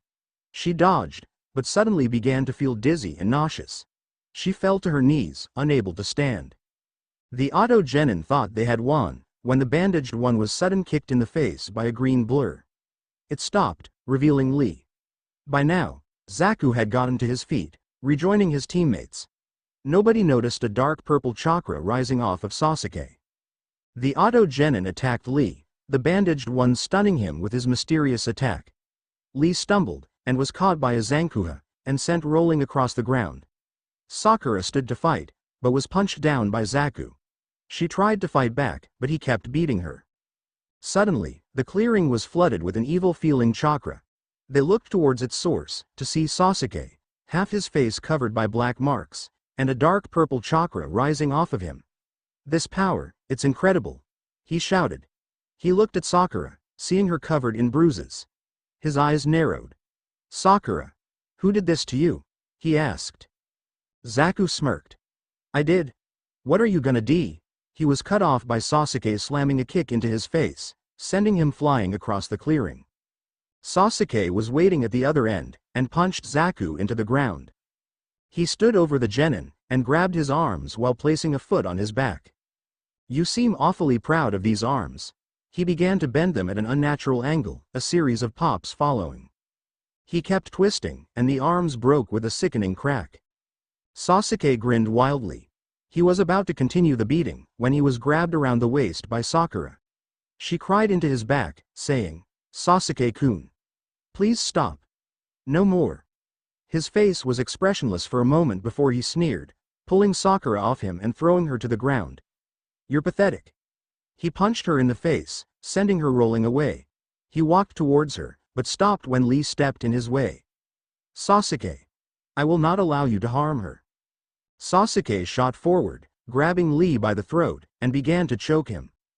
Lee's teammates jumped down from the trees, Neji yelling, "Uchiha. Release my teammate."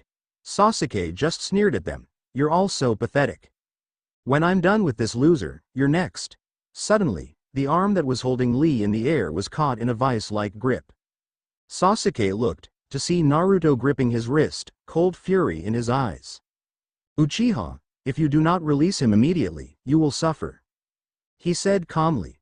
Sasuke just smirked, attempting to punch Naruto away. Naruto grabbed his fist, and twisted it around, putting him in an arm lock. He dragged him over to a tree, smashing his face into it repeatedly before throwing him away, and walking towards him. Sasuke was on the ground, glaring up at Naruto. "You dare attack an Uchiha? You pathetic loser? I will bury you.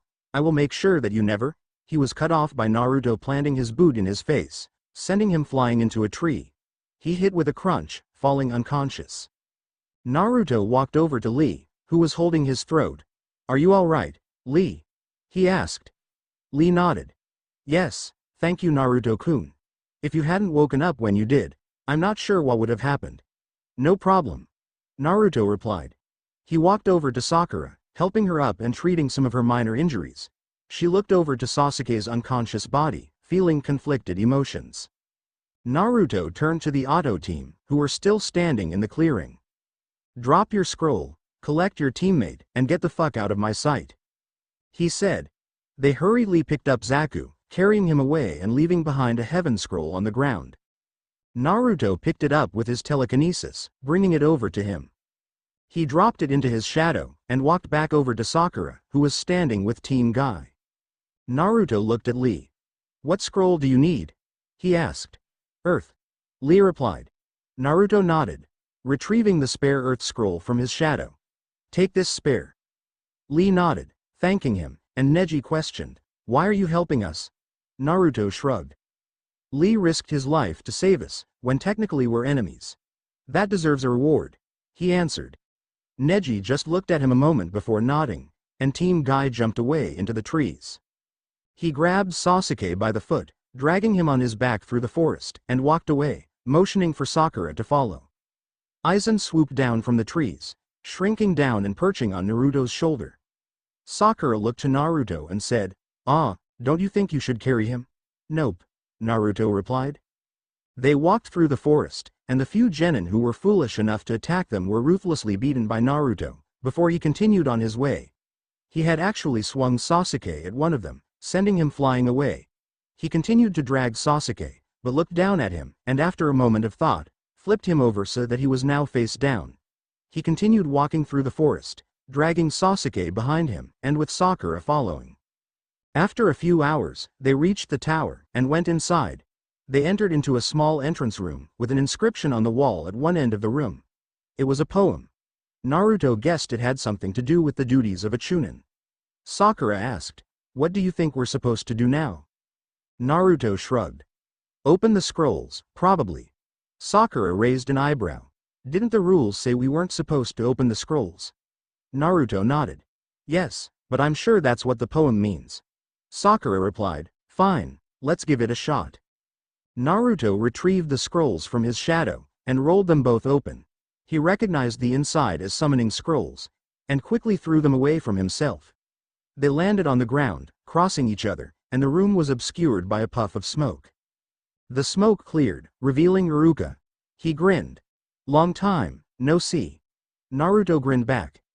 "Hey, good to see you, Iruka-sensei. I'm glad to see you've made it this far. You guys are the fourth team here. Iruka said. He then noticed Sasuke on the ground, unconscious, and covered in blood and mud. What the hell happened to Sasuke? He asked. Naruto shrugged. I don't know. Anyway, I need to talk to the Hokage about something, as soon as possible. Iruka nodded. Alright, we'll go to his office. He turned to Sakura, saying, you should stay here. Find yourself a room, and put Sasuke in another one. There's a cafeteria if you get hungry. Sakura nodded, and Naruto and Iruka each vanished in smoke. Hokage's office Sarutobi was sitting at his desk, reveling in the absence of paperwork, when two puffs of smoke appeared in his office. He saw that it was Iruka and Naruto and smiled, saying, Ah, hello there. What can I do for you? Iruka replied, Excuse the sudden arrival Hokage-sama, but Naruto said he had something important to tell you. Sarutobi looked to Naruto. Would this be concerning the information you gave Ibiki on a possible spy? Naruto nodded. Yes, I believe so. Sarutobi puffed on his pipe for a moment, before saying to Iruka, Thank you, Iruka. You are dismissed. Iruka nodded, vanishing in a shunshin. Sarutobi turned back to Naruto, folding his hands before him. So, what did you have to tell me? Meanwhile, near the forest of death Anko was racing through the forest, her eyes full of anger and determination. About an hour ago, Anbu patrols had discovered a group of Kusa genin, with their faces seemingly melted off. Recognizing the jutsu as one of her old sensei's kinjutsu, she had raced off into the forest, hoping to confront him. As she went deeper into the forest, she started to see a trail of blood along the ground. She followed it for several minutes, and eventually discovered something that shocked her to her core. Leaning against a tree in front of her, and vomiting blood, was her former sensei, Orochimaru. He appeared to be wounded greatly. He turned around, sensing her presence. Ah, Anko-chan. What a pleasant surprise. She looked at him with wide eyes. Who the hell did this? Anko asked. Orochimaru growled. That damn Uzumaki brat. Kukuku. Well, at least I was able to mark him, as well as the Uchiha. Anko raised an eyebrow. One genin did this all by himself? She asked skeptically. Orochimaru chuckled. He is no ordinary genin, Anko-chan. After all, you saw what he did at the beginning of the second exam. He is very special. Anko nodded. Yes, I could tell there was something off about him. Anyways, I should probably take this opportunity to finish you off. Orochimaru shook his head. I'm afraid I can't let you do that, Anko-chan. No, I will not allow myself to die by your hand. If anyone kills me, it will only be someone who is truly worthy. Farewell, Anko-chan. With those words, Orochimaru used what little of his strength remained to transport himself away. Cursing, Anko shunshined away to the Hokage's office, to tell him of what happened. Back in the Hokage's office, Naruto had explained to Sarutobi what had happened in the forest, and the Hokage had a grave look on his face. Tell me, what was the extent of Orochimaru's injuries? He asked. Well, let's see. I cut him along the chest twice, stabbed him through the gut, and Aizen burned him pretty good when he tried to escape. Sarutobi nodded, lighting his pipe. And you say he bit you on the shoulder, as well as Sasuke? And you were able to banish this strange power from your mind, correct? Naruto nodded. Yes. I eliminated every trace of it in my mindscape. Sarutobi puffed on his pipe, asking, could you do the same for Sasuke? Naruto considered for a moment. Yes, easily. It would only take a small angelic seal to destroy the foreign power. However, it would take some time. Sasuke has already used this power once, meaning it probably has some kind of hold on him. The seal would take about a month to safely destroy it. And if Sasuke were to use that power in that time, the time could be doubled or even tripled. It's inconvenient, but it's the only way to get rid of it without causing massive physical and mental damage. Sarutobi thought for a moment before saying, apply your seal as soon as you can. This power is dangerous and unpredictable, and frankly, anything to do with Orochimaru is better off eradicated. Do what you have to. Naruto nodded, standing up. Very well. I should return to the tower now. He vanished, melting away into smoke. As Sarutobi was about to return home for the night, his doors burst open, revealing Anko looking very distressed. Hokage-sama. Orochimaru is in the village. He attacked one of the genin teams, but they She was cut off by the Hokage raising his hand to calm her. Anko, I have already been informed of the situation, and everything is under control. Anko replied, Hokage-sama, you don't understand. He marked 2 genin with the curse seal. We have to find them and seal it away. Sarutobi replied, I told you, everything is under control. Naruto just left a moment ago. He already came and told me had happened. He was able to destroy his own curse seal, and is in the process of destroying his teammates. Anko's eyes grew wide. He destroyed the curse seal. How is that even possible? As I'm sure you know, Naruto is quite unique. He has a special talent with seals. Anko raised an eyebrow. How strong is that kid, anyway? He took a kunai to the forehead and not only survived, he calmly handed it back to me 10 seconds later. Jinchuriki or not, no one should be able to do that. Sarutobi sighed. Well, since he doesn't seem to care, who knows, I suppose I can tell you. Naruto is not human. Well then what the hell is he? Anko asked. A hybrid, a cross between an angel and a vampire. I don't know exactly how strong he is, but he nearly killed Kakashi on his first day as a genin.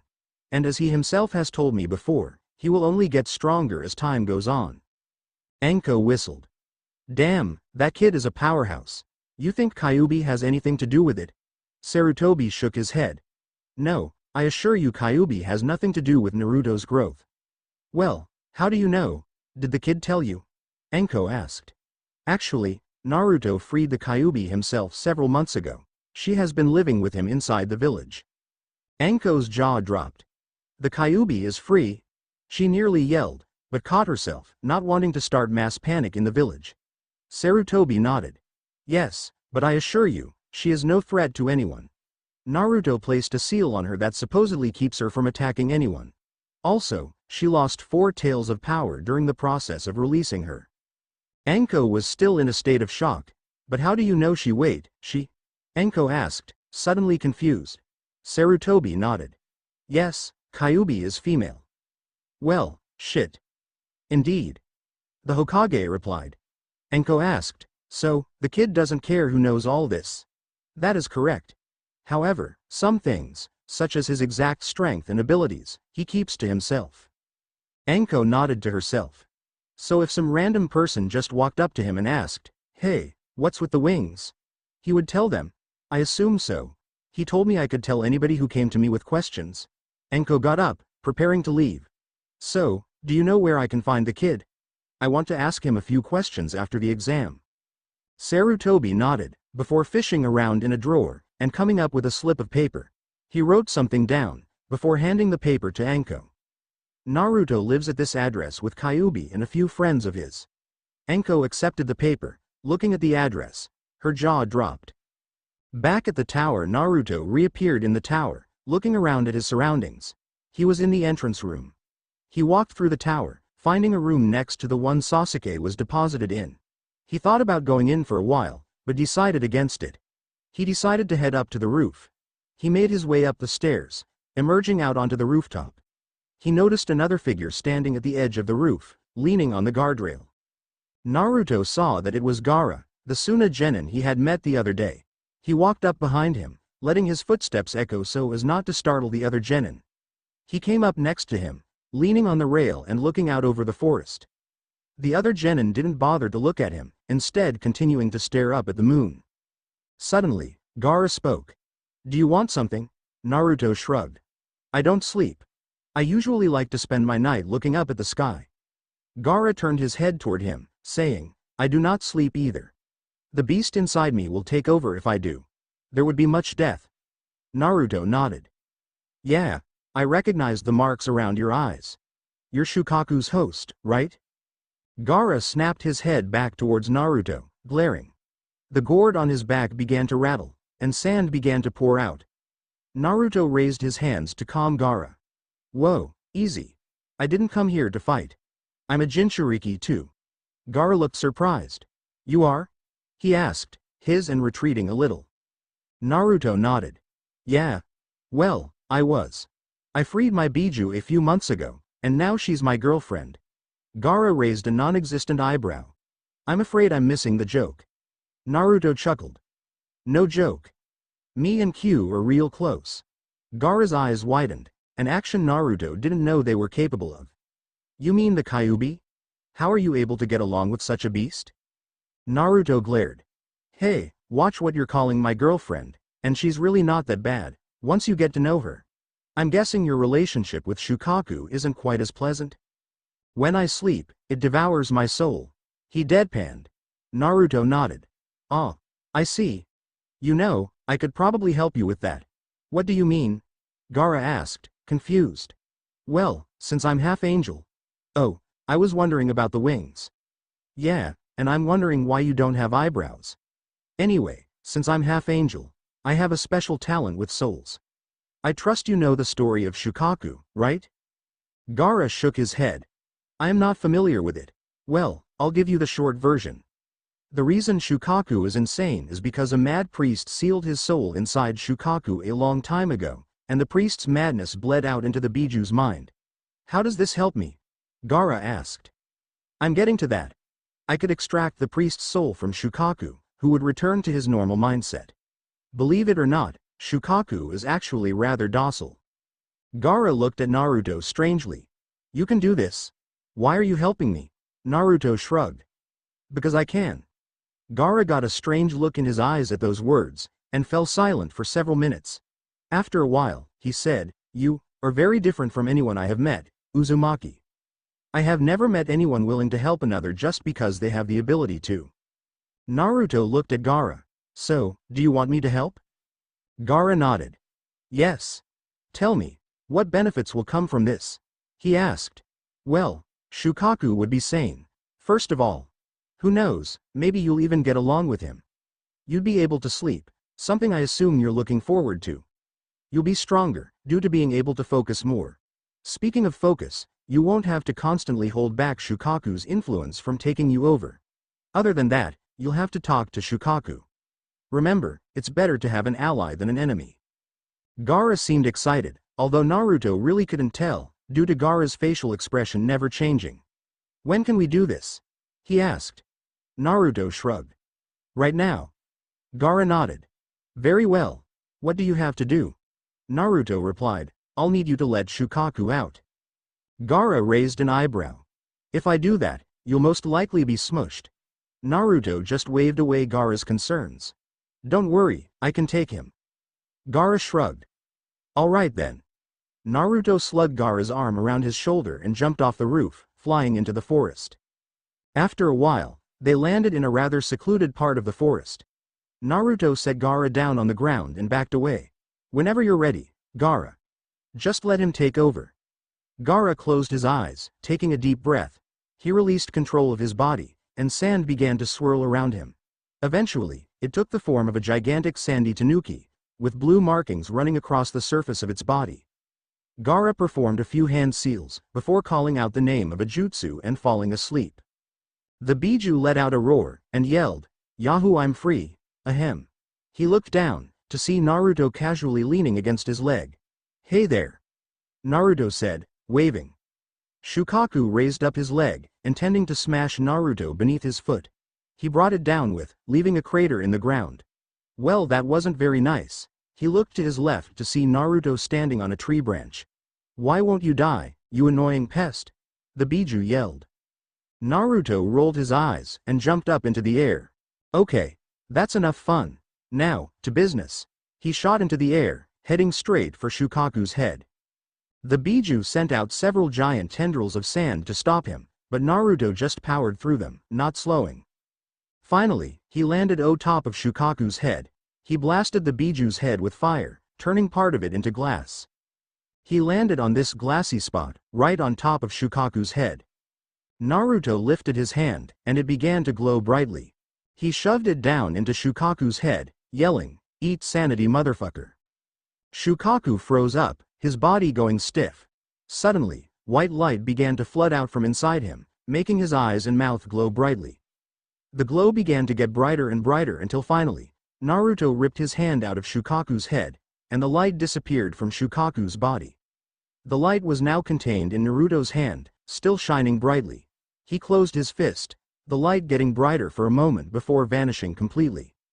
Shukaku stumbled around a bit, before shaking his head and reaching up to Naruto. He picked Naruto up, setting him down on his hand and looking at him. The two were silent for a moment before Shukaku crushed Naruto to his body in a gigantic hug. "Thank you so much. You have no idea how good it feels to be free of that lunatic's influence. What kind of moron seals himself into a biju? But he's gone now, and it's all thanks to you." Naruto was currently being crushed to death in Shukaku's arms. He gasped for breath, yelling, "Yes, you're very welcome. Please put me down."